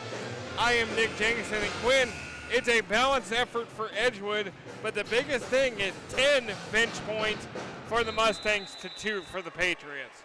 Yeah, that's a huge difference, and looking at the score of 10, that's what's so important and special about this Edgewood team is that even when their starters take a break, the onslaught continues. Houston Holmes was a big part of that with 6 points off the bench, and Brian Farkas also had 4 points, I believe. Yeah, Derek Farkas with 4 points for Edgewood as Mustangs control bounce pass, working that ball around, and it's going inside to Sater. He gets fouled and will get to go to the line. Overall, the Owen Valley does need to be proud of themselves. Only allowing 32 points and a half to Edgewood is a pretty big deal. just unfortunately for them, they weren't able to capitalize on the offensive end. Coleman Sater at the line, just a sophomore. But as we talked about in the past broadcast, what a special class that he and Trevor Taylor could be if they continue at this pace. And he misses that one. His first miss tonight, 5 of 6 at the line for Sater. Owen Valley with it. Interested to see what they do with Atkinson because he had 6 in the first half. He picked up 2 fouls as well. He still needs to be. He's still in a very important part of this offense and on defense as well. They're probably going to keep him out there as long as possible. And he drives inside past Taylor and gets it to go for his 8th point of the night. Bannister, Balcom, Keto. Gets it to Taylor. Bannister. Taylor puts up a shot in the lane, no good. Rebounded by Richardson. Atkinson gonna bring it up. Slows it down, gets it to Bone Break. Motter. Guarded by Balcom. Atkinson. Flying to the basket, too strong. Rebound, Balcom, he's gonna push it. Gets it to Taylor on the bounce, back to Balcom. Keto. In the lane, nice feed to Trevor Taylor. Basket by Taylor. Excellent cut by Taylor, and that is just kind of epitomizes that first half, is that Edgewood's spacing is just so great, and they're great at cutting as well. Deadly combination. As Bone Break hits the 2, lead is 9, but Edgewood quickly gets it up the floor. Balcom, Keto. Here's the thing, though. Owen Valley, this half is starting in Owen Valley's favor. While Edgewood is still scoring the basketball, they're having to work really hard for it. As Keto can't hit the 3, but an offensive board. There is Taylor, floats it up, and it's going to count for Edgewood. I've talked about it in many past broadcasts, Trevor Taylor's ability to absorb contact and go to the basket. Just a sophomore, I can definitely see by senior year, he's going to be probably one of the best players we've ever seen in terms of driving to the basket. I mean, he almost already is. And it's a timeout for Owen Valley, a 30-second timeout. As just a reminder, Edgewood was to play Greencastle tomorrow night. That game has been canceled because of the impending weather that is coming our way overnight tonight into tomorrow. Our next broadcast will be next Saturday night when Bedford North Lawrence plays here at Edgewood. JV at 6, varsity at 7:30. And in that game for Bedford North Lawrence, we will see Brayton Bailey, the son of the all-time leading scorer in Indiana high school history and Indiana University great Damon Bailey. Damon is an assistant coach on that team, so he will be here in the house along with Brayton Bailey, wearing, of course, Dad's number 22 that he wore at IU. Now, Damon did not wear 22 in high school. He actually wore 32, so when he changed it coming to IU, but they will be here next Saturday. That's our next game, Bedford North Lawrence and Edgewood next week. Edgewood and Greencastle, although they're not going to get to play tomorrow, they could see each other down the road in that crossover matchup here in a couple weeks for the championship. Greencastle is 3-1, and so is West Vigo. Greencastle has the tiebreaker over West Vigo. Sullivan and South Putt at 2-2, North Putt and Northview at 1-3. Again, Edgewood wins tonight. They will win the WIC East and host the crossover championship in 2 weeks. Owen Valley would love to spoil that. Atkinson to the basket. He gets fouled and will go to the line. Personal foul, number 10, Bannister. That's on Bannister, his second. Atkinson shooting 2. And Stephen Atkinson at the line. He hits that. He'll have one more. 14, Farkas replacing Derek Bannister. Farkas going to check back in for Edgewood, replacing Bannister. And I really like the fact, I mentioned that Coach Neal could take, JB Neal could take advantage of it, but I really like that Roger Fleetwood let Atkinson play some of that first half. I've never really been that big of a fan, especially when it's your best player, to take them out for the rest of the half, because you don't want to take them out of a rhythm. Instead, make it like an extended break. Explain to him what he needs to do, be careful, and then go out there, because right now he isn't having that long layover, and he is staying in rhythm in this second half. Yeah, Edgewood, Owen Valley's only played 6 guys. Edgewood's played 8 so far. There is Balcom, Farkas, cutting through a couple Patriots, a lot of contact, and Farkas gets fouled. Personal foul number 12, Radebush. That is on Radebush. That's his third. Farkas shooting 2. Team's third. Derek Farkas at the line. Farkas misses. Substitution number 24. And there is Corey Byerly going to replace Radebush. The only sub for Owen Valley so far. It's Farkas with one more. He gets that to go. Again, this lead has been filtering right around the 9 to 11 points. Now Atkinson going to bring it up against Sater. Double teamed. Bone break. Jumper. Good. He's got 7. Lead is 9. Keto to Balcom to Taylor. Floater over Atkinson, left it short. Byerly with the rebound. Yeah, and this is very important right now for Owen Valley to, instead of trying to hurry up and trying to get this lead down quickly, to play their game, to play at a slower pace and frustrate Edgewood.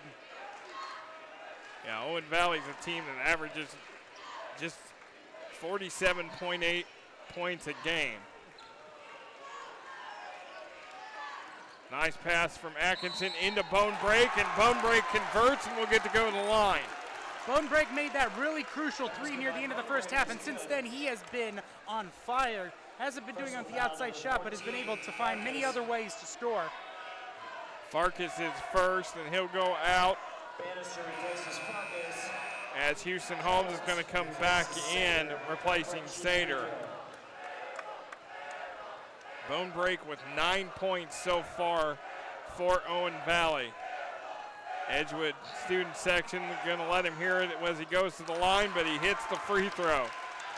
Lead is now 6.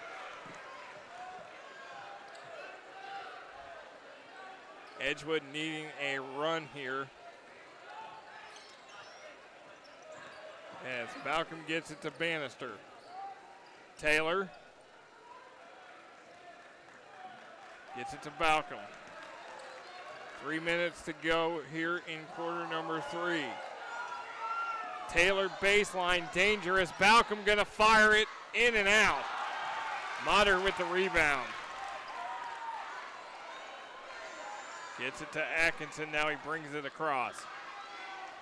Guarded by Taylor. Puts a shot up, too strong. Was too afraid of the charge. Leaves it to Taylor, back to Keto. Now they're going to pass it around. Bannister puts up the shot off the glass for Bannister. Timeout, say goodbye to Mustangs. JB Neal wants a 30-second timeout. 2:26 to go here in quarter number 3. This has been such a fast-paced game. We've not been able to really catch our breath much so far. It's been an entertaining game for as both teams. You know, I always equivalent this to Duke and Carolina. You know, they're Duke and Carolina are 8 miles apart. These two schools 10 miles apart. And Tobacco Road, I think, is State Road 46. you know, that's how I equivalent is. You see Roger Fleetwood giving some encouragement to Stephen Atkinson in the huddle. Yeah, Stephen Atkinson, also just a sophomore, so the start of a budding rivalry between him and Trevor Taylor and Coleman Sater. Yeah, definitely a sophomore class. And Brombrake is also a sophomore as well. It's a sophomore class. You've got Isaac Venzel from Bloomington North, a sophomore. Connor Hickman from Bloomington South, a sophomore. I think Noah Jager from South is a sophomore as well. So you got a really entertaining class of kids in this area that are coming up here as Taylor's going to get called for the offensive foul. You can tell a little bit of frustration from Taylor. He wants to try to take over this game, but Owen Valley just has not made it possible for him. 10 points for Taylor, so still in double figures every game so far except for Sullivan when he scored 7 points. Atkinson inside. Nice bank shot for Atkinson. And it's been Atkinson and Bonebreak leading the charge for the Patriots. Holmes, nice shot in the lane for Holmes. He's got 8. Kind of a standstill floater, but still, I classify it as a floater because he only shot up with one hand. Still an excellent shot. That is becoming a real weapon for Houston Holmes. Yeah, he's got a really nice inside game. Also can hit the mid-range shot as well. 3 on the way. It is no good. Byerly offensive rebound. And he musters up a shot against Holmes. And he gets his 4th points of the night. 43-37. Holmes baseline. Nothing but net. He's in double figures. Holmes in double figures for just the 2nd time this season. Yeah, Holmes has definitely been the biggest impact on this Edgewood team, especially right now where it feels like Edgewood is kind of stagnant against a impending Owen Valley run. Owen Valley's student section, which is over here because of the short distance, has really gotten into it here in the 2nd half. And I feel like the momentum is kind of trying to shift towards the Patriots, but Houston Holmes is like, nah, this is still my house. Yeah, he scored 12 against Sullivan. That was his high. That was the game Taylor and Sater struggled. And there is Houston Holmes again, and he is tied his season high with 12. Houston Holmes all of a sudden put Edgewood on his back. That's why I said it's so special about this team is Atkinson for 3. He hits that. And he fires up the Owen Valley student section. Lead is 7. Bannister inside, too strong, taps it out.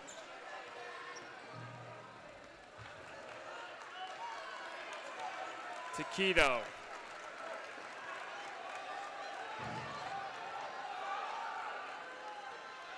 To Bannister. Keto lays it up at the buzzer and it goes in and out. Edgewood in control. 4th quarter coming up next on Smithville Sports. Whether you need an awesome wrap for your truck, a new look for your sports car, or simply some great window tinting, Van Horn has you covered. Need accessories like step bars, bug shields, or toolboxes? Or how about a neon clock for the garage or den? Van Horn can take care of it. With years of experience, Van Horn gives you the professional look with the quality you deserve. Stop by our shop in Ellettsville, the large building behind McDonald's, or give us a call at 812-876-2230. You can also visit our website at vanhorn1.com. Van Horn Tent and Accessories, the place for your custom vehicle needs. As we welcome you back to Edgewood High School, there is Roger Fleetwood, veteran coach. He is going to try to big 4th quarter coming up as OV trails to Edgewood 47-40. Glad you could join us for Edgewood Mustang basketball on Smithville Sports. Alongside Quinn Saturday, I am Nick Jenkinson. And Owen Valley not going away in this game. Yeah, they have really come to life here in this 3rd quarter. Their student section, which traveled the 10-mile distance, has gotten into it. Atkinson and Bonebreak have also done an exceptional job of keeping the Patriots in this. It's a 7-point game, but it feels a lot closer right now. And that, like, at the quick tip of a hat, things could change very drastically. Edgewood wins tonight, and they clinch the WIC East Division. Owen Valley wins, and then things get a little bit complicated. Motter for 3. And it is now within 4. Balcom, Taylor, short. Bannister taps it out. Atkinson with the rebound. I can't say enough about how good the Owen Valley defense has been in this second half. Bone break, no good. Holmes is going to get called for the over the back.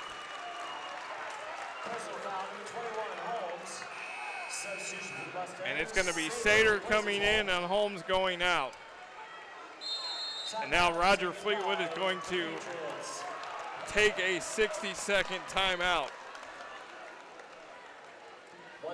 Well, while we have a second, we would like to thank all our crew, the hardworking women and men behind the scenes, Rob Ramsey, Nadir Noon, Catherine Jankowski on the deck, on the cameras, Nate Alarcon, Clemente Tirado, and Ethan Tashida, Jeremy Nutter doing scores, you and I doing commentary. We thank you all for everything that you do and throughout the football and basketball seasons, and it's been an entertaining one. Again, a reminder, no game tomorrow night. The Edgewood Greencastle game postponed. That was the game we were supposed to do, but postponed due to the impending weather. So next Saturday, it is Bedford North Lawrence here at Edgewood. That will be another fun one to do. Battle of 4A against 3A, and that, in fact, will be now Edgewood's next game is Bedford North Lawrence. Then the crossover to 25th. They will play Monrovia January 26th at Bankers Life Fieldhouse. January 31st at Bloomington North, February 9th at Orleans, February 12th at Northview, February 15th at Mitchell, and then Eastern Green to close it out February 21st. Now Motter's going to throw it into the backcourt to Byerly, and Motter's going to come back and bring it up. Bone break, he went back into the backcourt, could have been called for the over and back. Misses a shot, Sater with the rebound. Sater going to push. Bannister back to Sater. Sater scores. And that's another reason why Houston Holmes has been so important, is because Sater has been able to take a breather during the good majority of the third quarter, as Bannister, excellent job fighting and taking it in. Bannister took it away from Atkinson. Atkinson won the chump ball. He doesn't get it, and Bannister scores.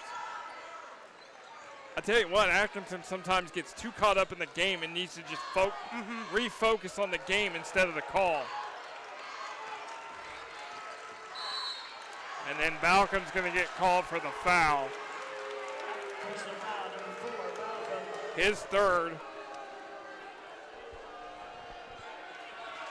But I've noticed that a couple times with Atkinson. He just gets too caught up sometimes in the call and doesn't focus back on his play.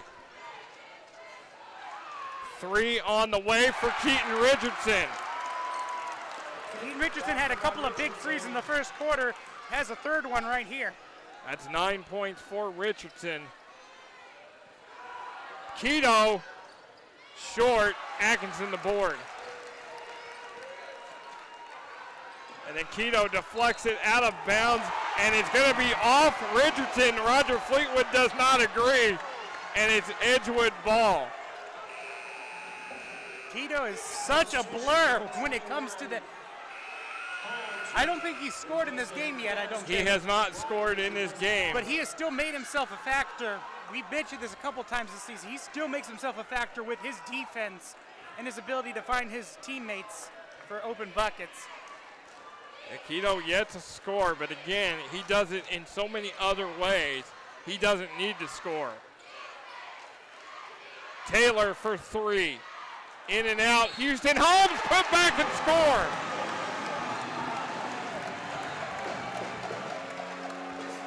Houston Holmes with a season high of 14. That's on Byerly. That's his first. And I love this lineup of having both Holmes and Sater out there. And he misses that one. Sater the offensive rebound. and Edgewood's going to reset. Sater going up against Atkinson to Rogers. Atkinson still just with 2 fouls. Edgewood has not gone at him. There's Sater going up against him. Taken away. This is Bone Break one-on-one with Keto. He misses it. Holmes with it. Up ahead, Taylor one-on-one with Atkinson. Taylor scores. Again, that was a huge setup by Keto.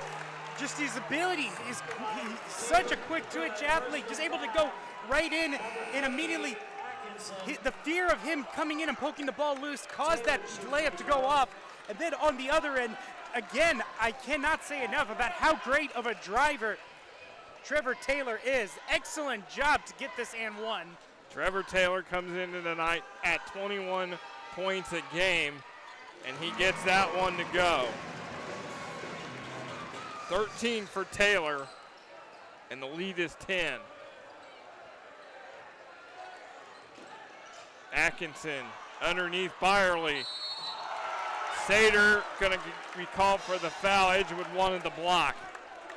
Personal foul, number 21, Holmes. And that's going to be the 7th on Edgewood, so that's going to put Owen Valley in the bonus for the rest of the game. They call Holmes instead. That's his second. Byerly at the line. Only sub off the bench for Owen Valley tonight. He has 4 points. So one, Byerly gets that to go. Rogers back in, Bannister out. And then Raudebush is getting ready to check in to replace Byerly.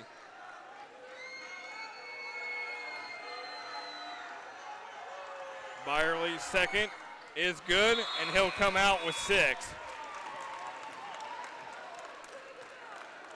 For the Patriots, number 12, Raudebush replacing Byerly. 8-point lead approaching 5 minutes to go.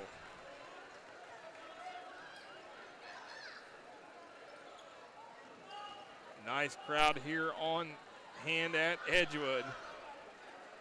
Yeah, Edgewood trying to extend this. Rogers is wide open. You don't want to do that ever. And Rogers not scoring. Sater to the basket. Taylor with the rebound and put back. I mentioned that he wanted to take over the game in that third quarter. Was kind of unable to. Right now, he's imposing his will, though. Trevor Taylor has come to play here in this second half. Atkinson guarded by Sater, and they're going to call Sater for the foul. And that was only because he didn't have his feet planted at all. He was basically able to just work Sater, basically let him do whatever he wanted, kind of carried him on his back almost as he drove to the basket. So Stephen Atkinson at the line. Shot is up and good. 16 so far for Atkinson. Just a sophomore, and he misses. Taylor, the rebound.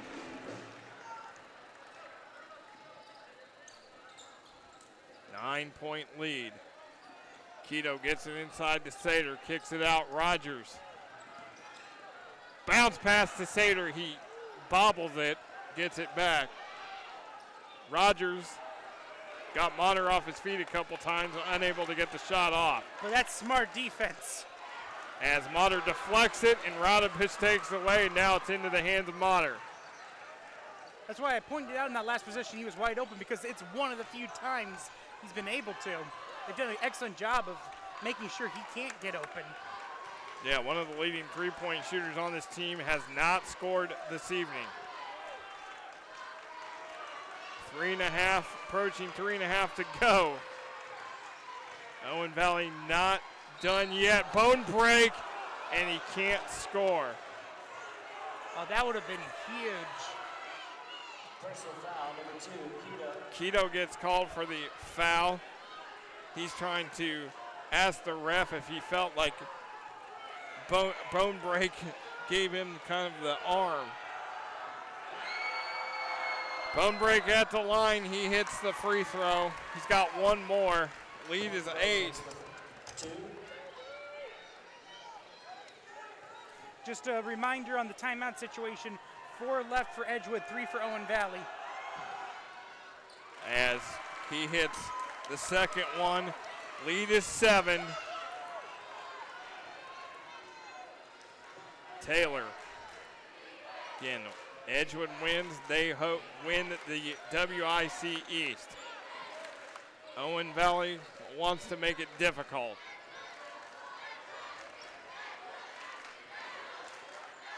Sater. Holmes. Good for Houston Holmes. And it is a timeout by Edgewood with 2:58 to go. It's full timeout when play resumes. Bannister. As you see the Mustang huddle, you see Chuck Stouter and Brad Moorhead assistants as well, along with Jeff Harrington, the JV coach, and JB Neal, the head coach for Edgewood. Oh, we got, as we're closing in here. You know what I just noticed? It's a Patriots versus a horse rivalry. I think I've heard that before somewhere. Yeah, you have to. It's you know, Patriots against the ponies, and we have that in football somewhere. As you got, it's one of the fun. I think this is one of the most entertaining rivalries to be a part of. I mean, while I didn't grow up with this rivalry, I've been involved doing some PA work for Edgewood for several years, and I've grown to enjoy it and be a part of this rivalry, and it's a fun one to call, and we'll look forward to it every time these two meet. And it's always a battle no matter what. And there's definitely some pride after the way that the Edgewood football team embarrassed the Owen Valley football team earlier this season. That was a game that we had. It was 66-6 on the Edgewood red turf this season. Bone break for 3. And this lead is 6. Edgewood needs an answer. Owen Valley needs a stop. Bannister gets fouled, will go to the line. Bannister, an 82% free throw shooter, so not the player that you want to go to the line if you're Owen Valley. Personal foul number 22, Richardson. That's going to be on Keaton Richardson. Bannister shooting 2. As he hits that one.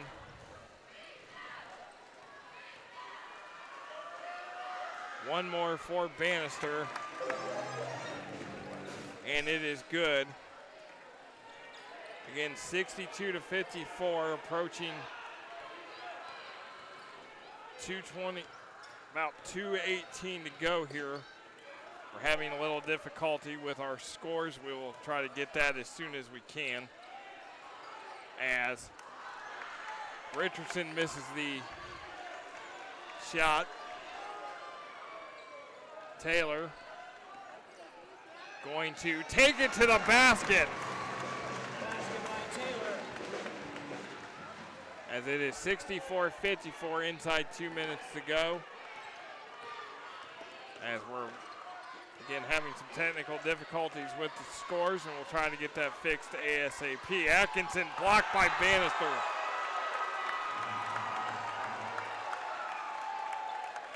And that's just emblematic of Bannister his entire 4 years here at Edgewood. Such a team player, someone who has been starting since the sophomore season, but has taken a bit of a back seat to Sater as the secondary scorer here in his senior season, but still able to contribute in so many ways. He has done it in so many ways. He's been a complete team player. You know, while he's not always a scorer, he takes care of things on the both ways. Again, you see the score with 1:26 to go here.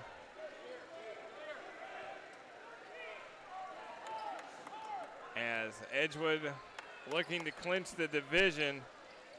Again, they will play their game with Greencastle postponed tomorrow because of the impending weather. As Roudabush open underneath, Sater blocks it. Sater blocks it from behind. I think I have the perfect name for Coleman, the pogo stick, because he literally just jumps in at the last second and is able to he especially see it on an offensive rebound. He literally just pops up higher than anyone else. Coleman Sater, what a game. As we are inside about a minute left. Lead is 10, 64-54. Joe Quito takes it away. Houston Holmes to the basket, can't finish. Sater, the rebound, battle for it. Motter recovers. 45 seconds left. Three, and it's a foul. Richardson's fouled on the three.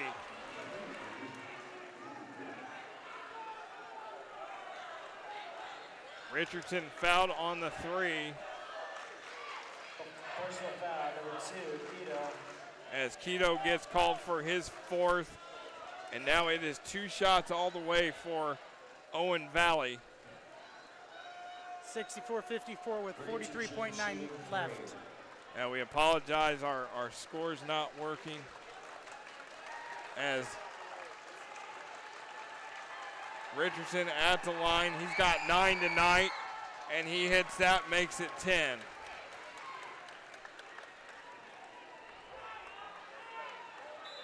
Or makes it 9.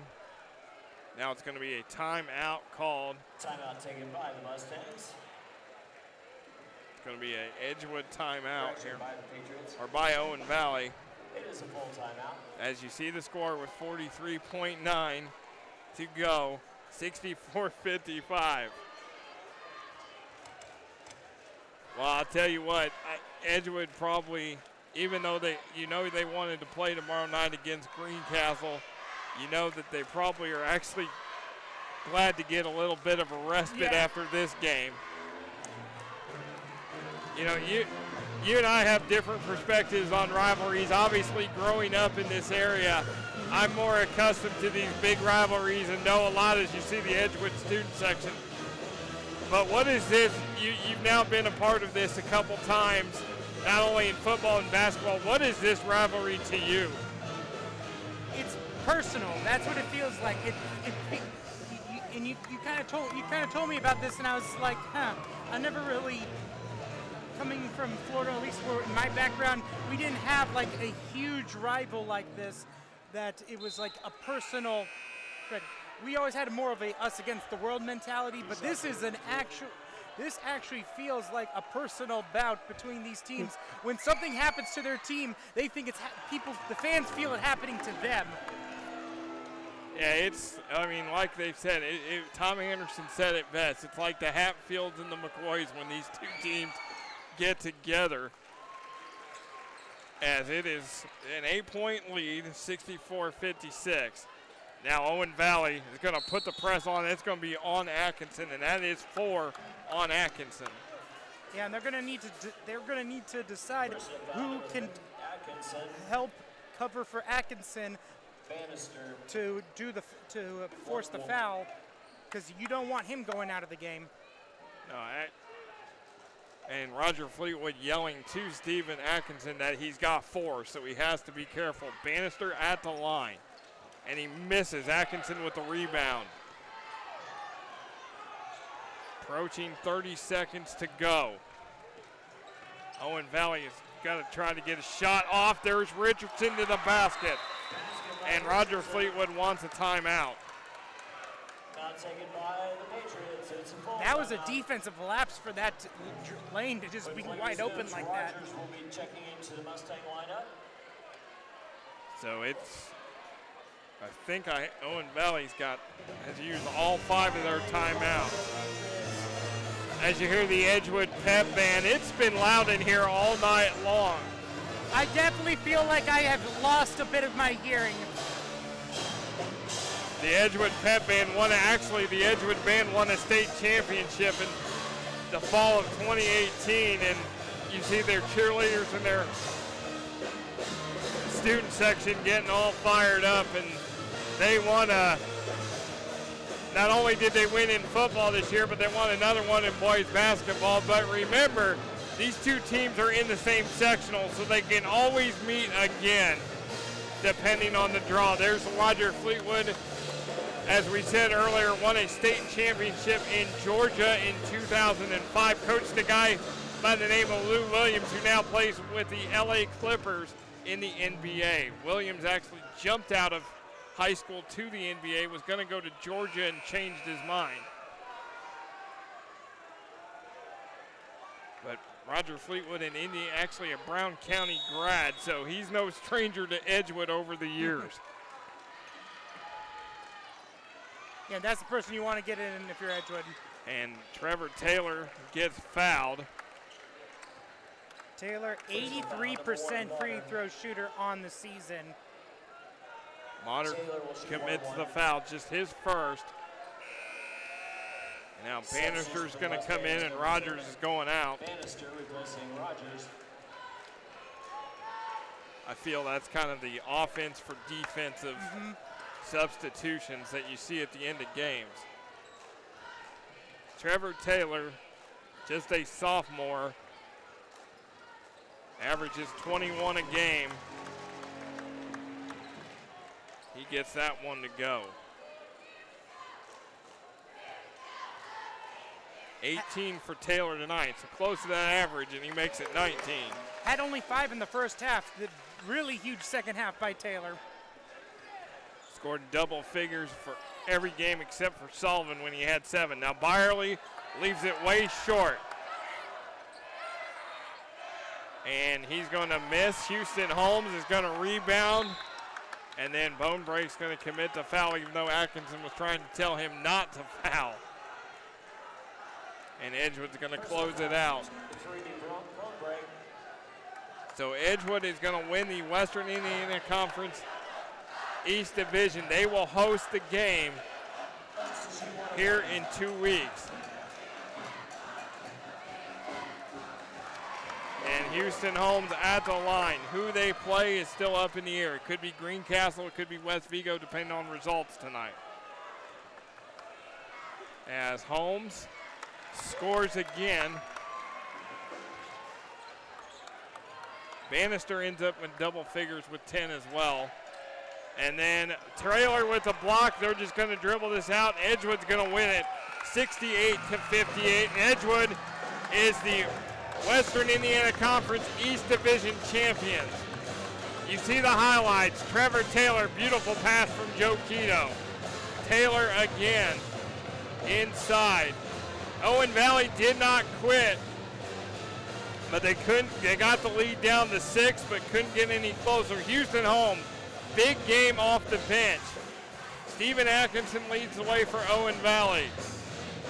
Coleman Sater back to Bannister to Sater. Bannister double figures tonight, just takes that away and scores. Taylor, as the Edgewood students storm the floor, Houston Holmes scores. Then there is Taylor with the layup and 1. As you see the Edgewood student section, Edgewood wins by 10 for all the hardworking women and men behind the scenes. For my partner Quinn Saturday, I am Nick Jenkinson. Thank you for watching, and good night from Ellettsville.